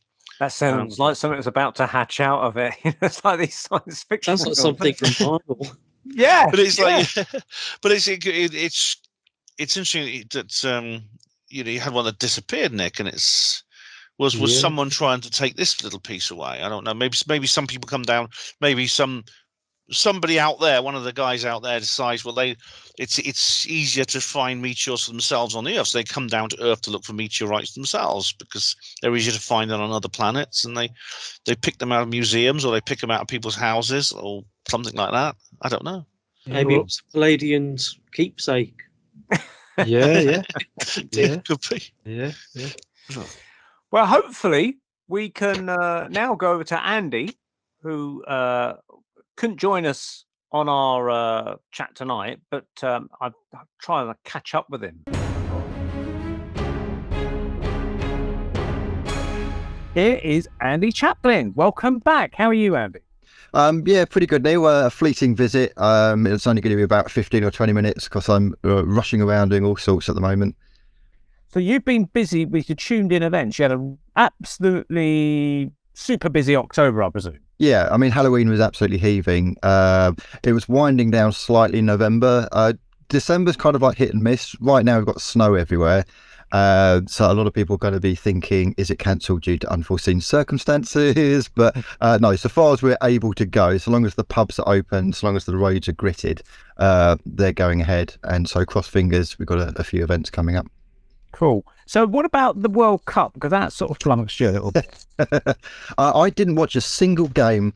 I can't be bothered with it. The whole woke thing, the whole kneeling thing, millionaires basically pushing a ball around up and down a pitch and getting paid, millions for doing that. And we never win. The Lionesses won, but the Lions can't seem to do it. And I think the biggest thing is the hypocrisy. I hate the hypocrisy. So June, you get all these wonderful little corporations with the little rainbow flags and LGBTQ, and we support gay people. Qatar comes along, not a single rainbow in a place where they need it. So I'm going to be slightly controversial. I will say I'm not anti-LGBTQ. I go to Brighton quite a lot. I love Brighton. I'm very open. I go to kind of quite alternative clubs. I meet a lot of alternative people. It's not that I don't like, it's the hypocrisy. So June, you get all of these corporations that have all their little rainbow logos. Now, we don't really I mean, can you think, Neil, of anything that gay people can't do that straight people can do, or trans people, or bi people, or whatever? Well, I'd say make babies, but even that seems people now, doesn't it? Because you can order them. Because I mean, in the 1950s, I mean, this was an absolute outrage. In the 1950s, the guy who basically saved us from actual Nazis, not pretend Nazis that left kind of bang on about, but actual Nazis. The guy that saved us really was Alan Turing. They reckon that he shortened the war for, I don't know, possibly saving millions of lives. That was obviously in the 1940s. They cracked the Enigma code. It wasn't just Turing, it was like a group of them. By the way, it's a fascinating place to go to, Bletchley Park. My dad always encouraged me to go there. He was a fan of that place. And went with my brothers, and I was just saying, can't be asked. But... No, dude, it's I love it, the whole ambience of it, everything. But anyway, he was gay, which is fine. And in the 1950s, he was prosecuted for being gay. And I think they did something like chemical castration or something. Just I read it, I just thought, what the hell is going on with that? But they prosecuted him, and I think he might have done jail time as well. He became so depressed, he basically ended up killing himself. Okay, we have progressed a long way since then. We are no longer in the 1950s. Things have changed. Gay people and trans people and bi people, etc., can have relationships. They can kiss openly. They can have sex with each other.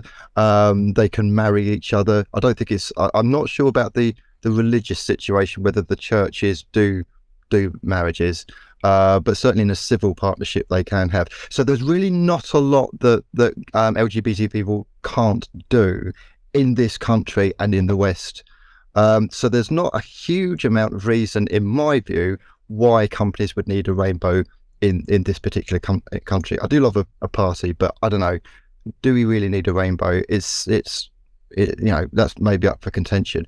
But a place where they do need a rainbow is places in the Middle East, where apparently, and I've looked this up, in Qatar, the penalty for a Muslim who is gay, who engages in gay activity, is death, stoning to death. And for non-Muslim people, it's a fine or it's a jail time, usually jail time. This is the situation in Qatar.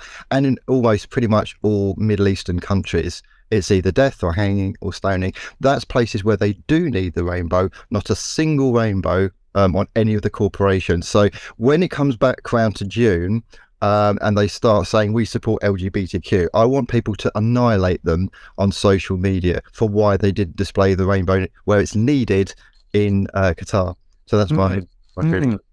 Yeah, I understood it's a slightly awkward thing, but as I say, I've not really had any interest in the football thing, so I haven't watched a single match, so I didn't really know the details of all these things. I heard snippets and this, that, and the other. There's also some rather sinister things going on with the Qatar thing. I don't know if you come across this. So first of all, there's this thing about slave labor. People, there's a lot of people on slave wages who built the Qatar stadium who died. So there's that issue. There's other issues that are springing up. The Telegraph brought this up, whereby there's FIFA apps, where there's suspicion that Qatari authorities are actually spying on English fans and other fans in Qatar for who knows what reason. But it's all it's a little bit sinister. It's a little bit Big Brother and New World Order-ish. So that's another reason why screw Qatar and screw the World Cup, as far as I'm concerned. I've actually been there, would you believe? Have you? Yeah. Yeah, but that was literally passing through the airport. You know, like we landed at Qatar about an hour and a half while we wait for our next flight to go to India. And so we just had to kill time in the airport. So I never actually went around the place. You could see palm trees and deserts out the window and stuff like that. And the interesting thing is that, you know, you see a guy that's like a chic kind of guy, I suppose, you know, whatever, Arab bloke, walking along. And he's got about 10 women behind him, which you presume must be his wives, you know. Yeah. And they're all kind of done up like this, you know, with burqas or whatever they called it, face things and stuff. And they're all pointing at my girlfriend because she's blonde. And, you know, it's like a real thing. If you're blonde, it's like, whoa, what's going on there? They sort of treat you as if you're sort of descended from heaven or something. It's really peculiar. And that even got worse when we went to India. We kept getting followed by people and saying, can we have our pictures taken? That's strange. Well, I suppose if they don't come across blonde people on a regular basis. Yeah, that's right. I did speak to an Indian guy that I worked with at the time. I said, what is it, you know, with Indians and people in the Middle East, you know, like following blonde people? They say it's because it's like you say, it's this thing. They don't see people with blonde hair that much, and to them, it's like they treat you like a kind of goddess and a special person, you know. And it's like, I mean, if I was there by myself, I probably wouldn't have been followed so much. Maybe, I don't know. But my girlfriend was certainly the center of attention with the blonde hair. They wanted to be photographed with her, and they said, "Hold my child," and then they take a photo. It really was bizarre. Yeah. But yeah, I don't know about the guitar thing with the Middle East though, with the football. That's it was such a bizarre choice, wasn't it? It's such a bizarre. Yeah. So how did that affect you? Because I understood the pubs were then suddenly. I mean, was it all a short notice thing? This football thing. Yeah. Well, what happened is that I mean I can't remember when Qatar was actually selected. It was quite some time ago. It might have been a year ago or so. It was quite controversy as to why it was selected. There was allegations of backhanders and kind of dodgy dealings and all that kind of thing. And I think there was a comedian, I don't know if you saw it, the comedian went up to one of the FIFA managers or the FIFA CEO with a load of money and just started and kind of like, I think he said something like, can't wait for the FIFA World Cup, the next one, to be held in North Korea. So that's funny. But how it affected us, there were set dates. So we kind of like tried to go around the set dates, but I think they might have either changed or I might have just kind of double booked it without realising it. So there's a few events we had to kind of cancel and then relocate them to different dates. But it's been a bit of an arseache. But the whole kneeling thing and the woke thing. I mean, the funniest thing, I didn't actually see it, but I heard England played Senegal at one point. And Senegal is obviously an African country with mostly black players. And so the English players were all kind of like kneeling down, as this whole kind of like BLM woke kind of like George Floyd thing. And the Senegal players were kind of standing there looking at them wondering what the hell's going on. The irony. Yeah. The irony. Oh my God. And what about the psychic front? Because obviously you're doing lots of demonstrations and readings. Anything interesting come out of any of those things? Don't know about interesting. Every event is kind of unusual and has its own quirks. We used to do just psychic one-to-ones, and that was about 8-9 years we've been doing just one-to-ones. And then the beginning of the year, I just thought, why don't we just bolt on kind of like group demos as well? So that's what I've been doing, and it's been really successful, and it really kind of adds something to an evening. So when somebody goes to an event for one-to-one reading, it used to be the case that that's it, and it's just kind of like, I've had my reading, now what now? But now they can have their reading and then they can wait for a group demo thing. And this is where we get some of our readers to do like a little short segment of readings, and we've got somebody who does tarot readings, got somebody who does stick readings, believe it or not. You kind of throw the sticks. Wow. Almost like bone reading. And we have got a reader as well. Wow. So, if anyone wants to join our little group on Facebook, Tuned In Events, Tuned with the D, Tuned In Events, and we've got a page and a group. And everything that we do is up there. Cool. And so have you got any special Christmas parties lined up for this Tuned In event? Christmas parties, not really. At the moment, we're kind of snowed in. I haven't really thought about that, but I think that the closest thing we come to a party is a very alternative club called Club Antichrist, which people might think is a kind of like satanic devil worshipping club, but it's really not. It's just very alternative and very kind of out there. We have a whale of a time. I like Halloween because we can ramp it up. We can ramp up the ham factor. We can proper go full on, gothic and steampunk and all that kind of thing. Club Antichrist allows us to do that. So that's on the Friday, the 20th of January in London, Club 5 Vauxhall. Tickets for that are £30, and that's not us charging. That's the club itself. And that can be found on clubantichrist.com or just on their Facebook page. And it's quite an interesting eclectic mix of people, and we have a great time there. Cool.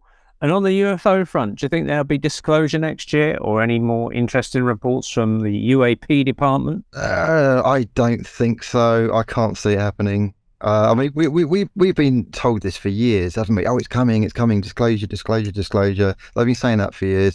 I think so far as the deep state goes, no, I don't think they're going to, although there have been some little inklings of kind of US Navy and CIA people kind of quietly saying, oh, by the way, this does exist. But that kind of like appears as a news thing and then it disappears again. It's weird, isn't it? I think it's almost as if they're acknowledging it, but they just can't explain it. When, it appears to be craft or something. When you actually go to the source of where they're from, they're not really sure. That they used to do they're from outer space thing, And now there's a lot of talk about, well, maybe they're from here, but a sort of an alternative Earth. And it just goes down a rabbit hole. And I think like the ordinary person goes, what? You know, it's too Star Trek for them. Yeah. And so I think just by avoiding those issues and just saying, oh, we're looking into it, just carry on with your lives and your wars like that, you know. I mean, I can't imagine people, for instance, Boris Johnson or Rishi Sunak or Liz Truss or anyone suddenly becoming UFO kind of clued up. Can you imagine sort of putting Boris Johnson at one side? They might do that to a US president saying, okay, we're going to debrief you on the UFO situation. You know? And it goes,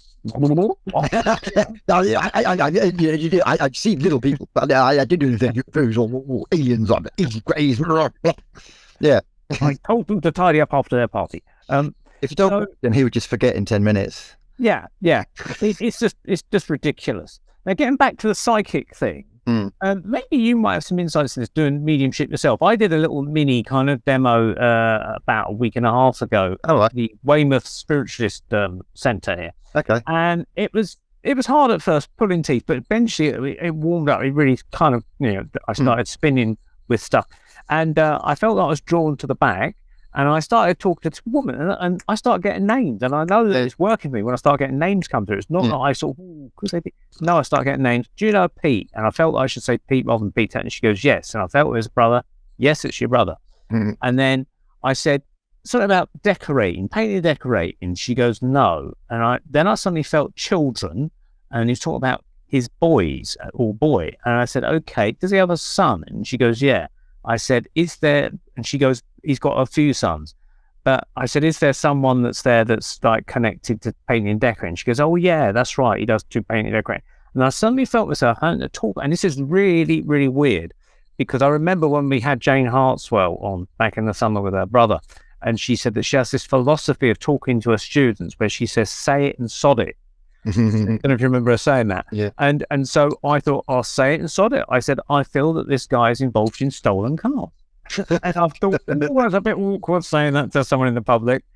But she goes, yeah, you're right. He is involved in stolen cars. I'm thinking, oh my God. Yeah. But then I started getting this idea of boats, great big ferry boats or something.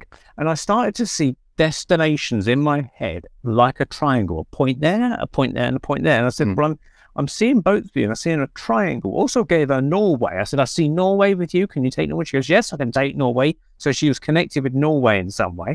Then I started seeing this boat and this triangle.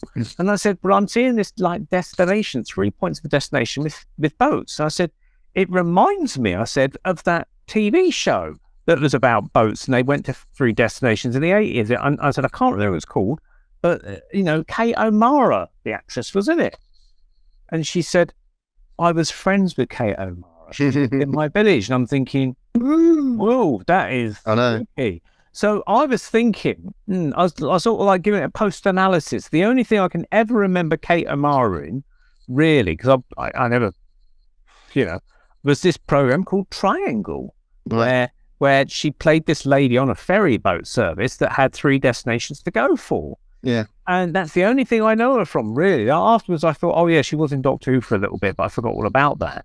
So I'm thinking, was Kate O'Mara, the actress, because she passed away in 2014, was she trying to come through me, do you think? I mean, she didn't announce, I didn't see her, I didn't hear her voice, or didn't get a name. I suddenly saw this triangle. Yeah. And the show was called Triangle that she was in. Yeah. About ferry boats. What do you think? Do you think she might have been trying to come through? Quite possibly. I mean, spirit do work in a multitude of different ways. So sometimes they present themselves and you see exactly what they look like. And sometimes they will give symbolism or they'll give things connected to them. It depends how they, and I don't know why it is that they work some ways in, for some spirit and other ways for other spirit. I don't know why that is, but that I do know that they chop and change the way that they work. So for instance, with myself, kind of in the early years, they would focus on my clairvoyance, so it would be visual stuff, and then it will kind of shift and it will be very kind of clairaudient, and it would be kind of like hearing or kind of like words, but then it will be kind of cognizance, which is kind of knowing stuff. So I think what they're doing is it's kind of like a training thing. They're showing you all these different ways of working, so that you can kind of like launch yourself out and work the way that you want to work. Yes, yeah, and get a complete package. Now, I wondered, because she had an extensive career which I knew nothing about, I was thinking about it all this week. She was perhaps, if it was her communicating through me, trying to get a message, she was picking something that, I would maybe suggest to know of, because I didn't know much about her career. The only thing I knew, that she did this triangle show. And I know that I think she might have been briefly in the Two Ronnies doing sketches and things like that from time to time. But during the 80s, I used to see her on this show called Triangle. And that's the only thing I could think that they made me aware through that thing of ferry boats and triangles, that I would start talking about Kate O'Mara. I was like, oh, it reminds me of Kate O'Mara. And then this lady, she says, well, in fact, I used to know her. She was in the same village as me. She was a lovely lady, blah, blah, blah. So I'm thinking, Jesus, was, that's interesting. That coincidence, if you like, was that. And I'm thinking, I think I possibly might have gone on. Had I either strengthened that link or something, I might have started getting information from her. Maybe even if the lady had said nothing about Kate O'Mara, I might have started getting more information through, saying, oh, can you take the name Kate or something like that, Yeah. But yeah, very interesting, very interesting. And again, I was getting names, like words that I knew. I suddenly knew facts without thinking. I didn't even see a symbol for that fact. I just knew to say it. It's really strange, And someone told me years ago in a spiritualist church, they just came up to me, this little old lady, she goes, you've got blah, blah, blah. And I forget the phrase she used. And I said, what's that? And she says, that's an ability to speak to someone and you know it to be a fact. So, for instance, in clairvoyance, I'll say something and I'll absolutely know it 100% true. Ron say, can you take this? I'll know it. Yeah. And I have experienced that kind of stuff where I remember years ago doing a reading with someone I didn't know. And I suddenly said, you know a policeman, don't you? He's someone that's personally known to you as a friend. And she goes, yeah, my dad is a part-time police constable sort of. And I sort of said it, you know it, like stating a fact. Absolutely super confident, Yeah. It's weird sort of thing.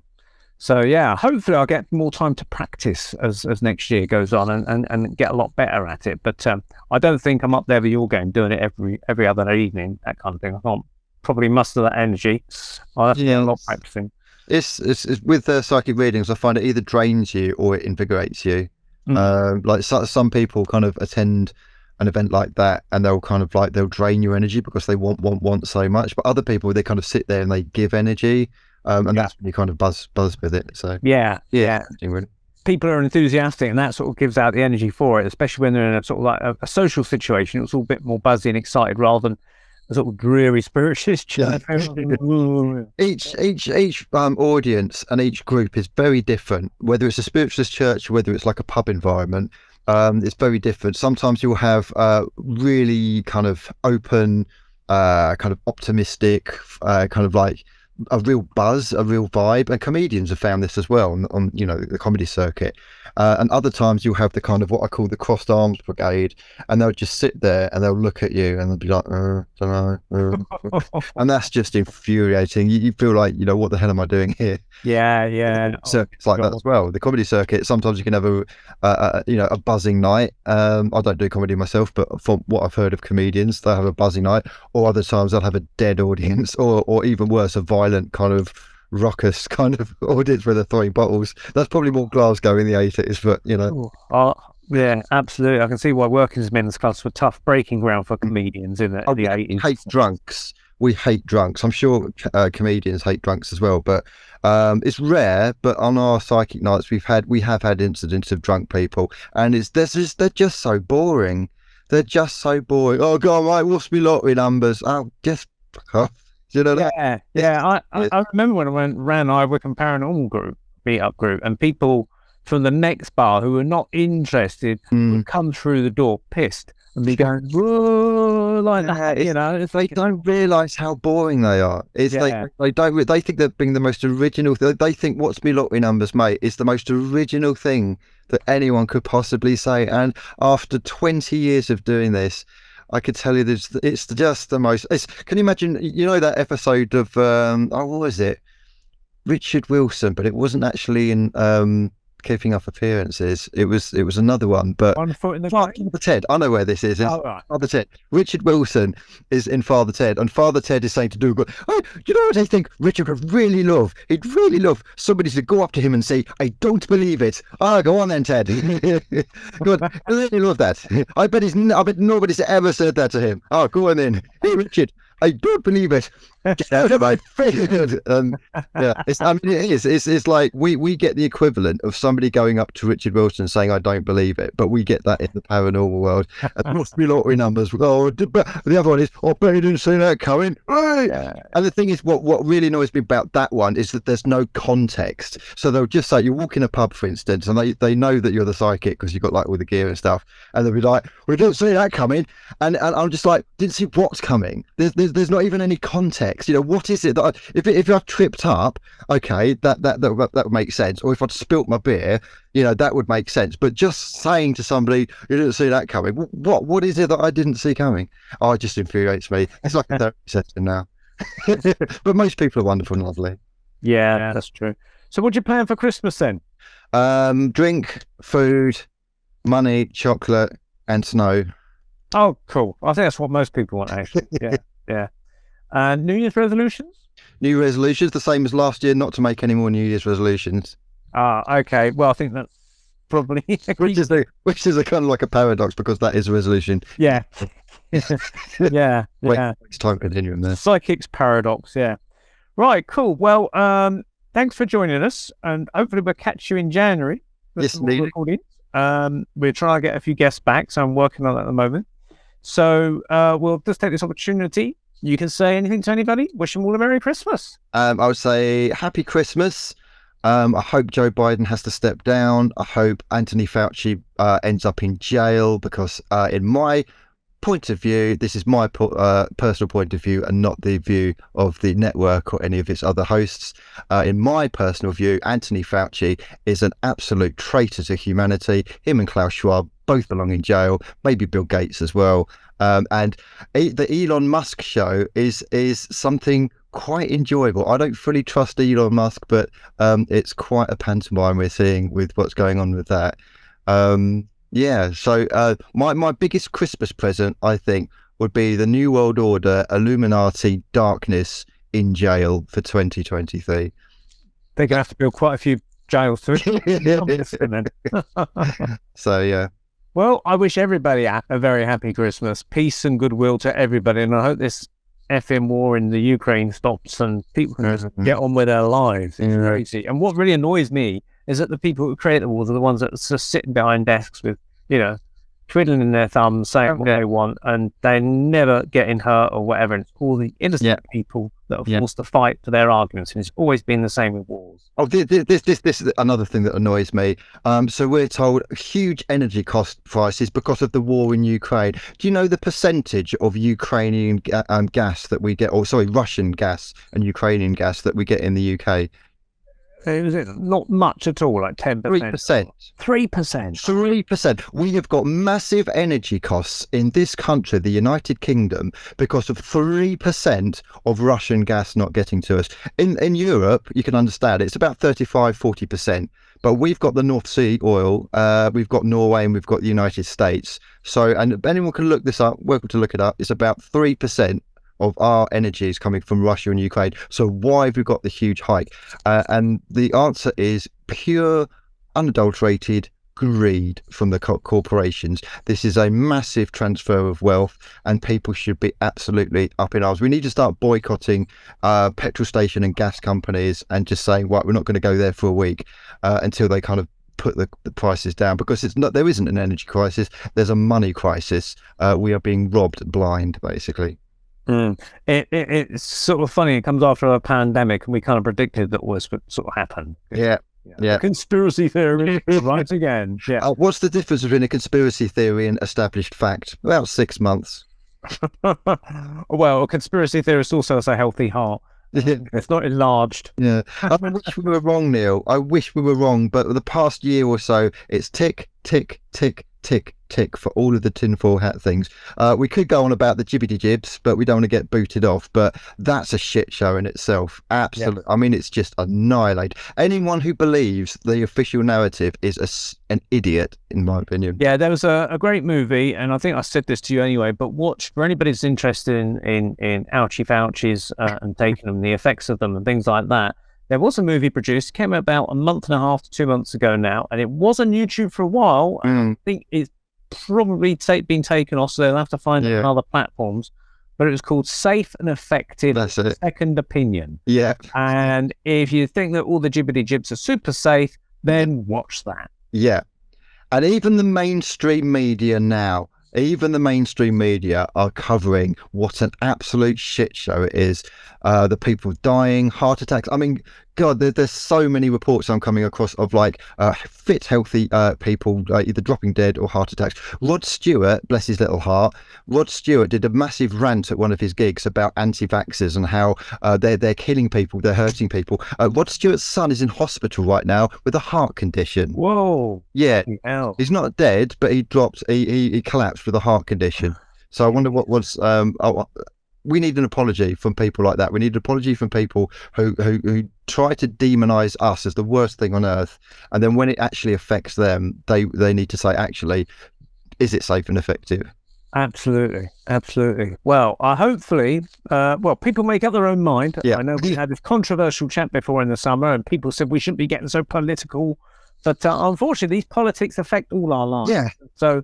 It's right. I would like to be in a situation where we could just sit back and listen to music and work with spirit and kind of like be left alone. But the problem is, we can leave politics alone, but politics doesn't leave us alone. Politics invades us, like that Sigourney Weaver thing where Sigourney's kind of there and like the aliens going like that, and that's what it's doing for us. But unfortunately, these things are making us ghosts too soon, so it's still paranormal. It's making us ghosts too quicker. Yeah.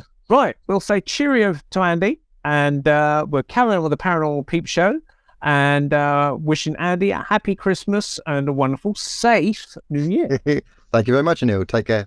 Cheerio.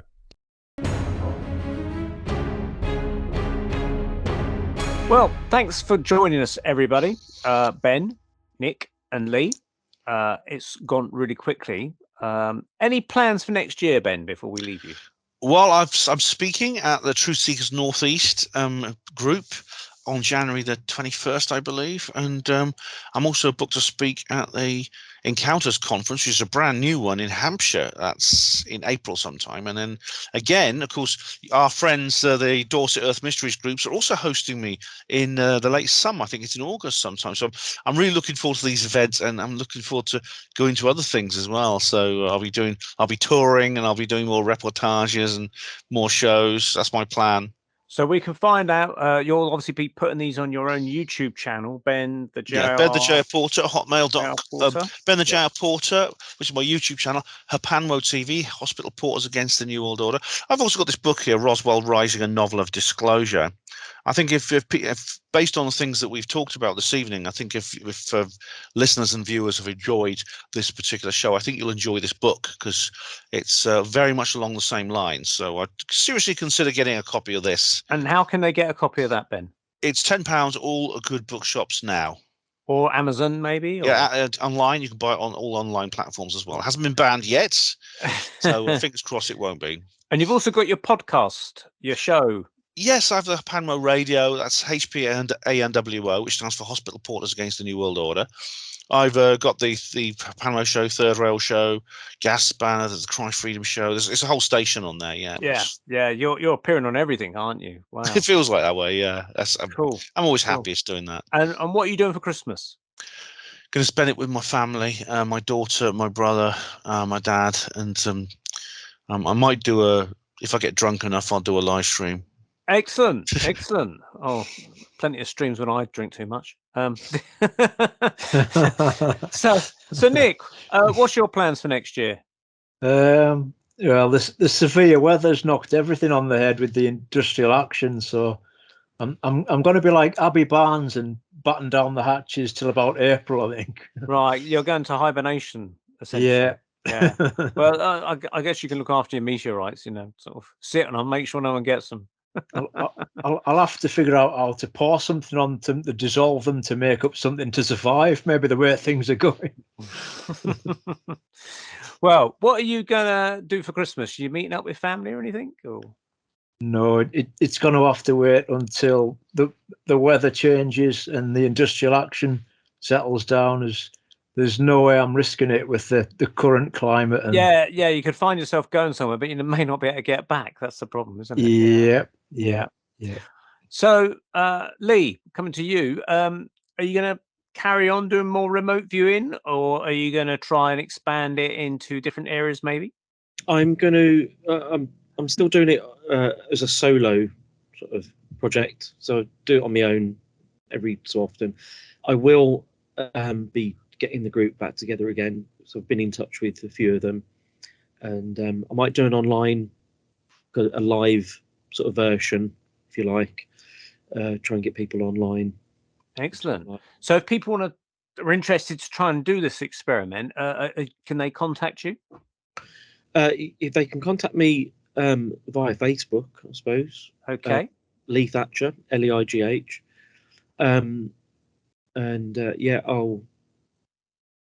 if you want to contact them, you can join the group either physically or remotely.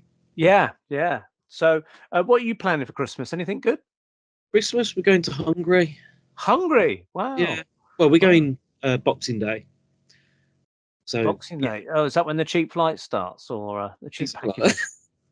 I don't know about cheap, but you could go remotely if it gets too expensive. Check out the hotel before you get there. The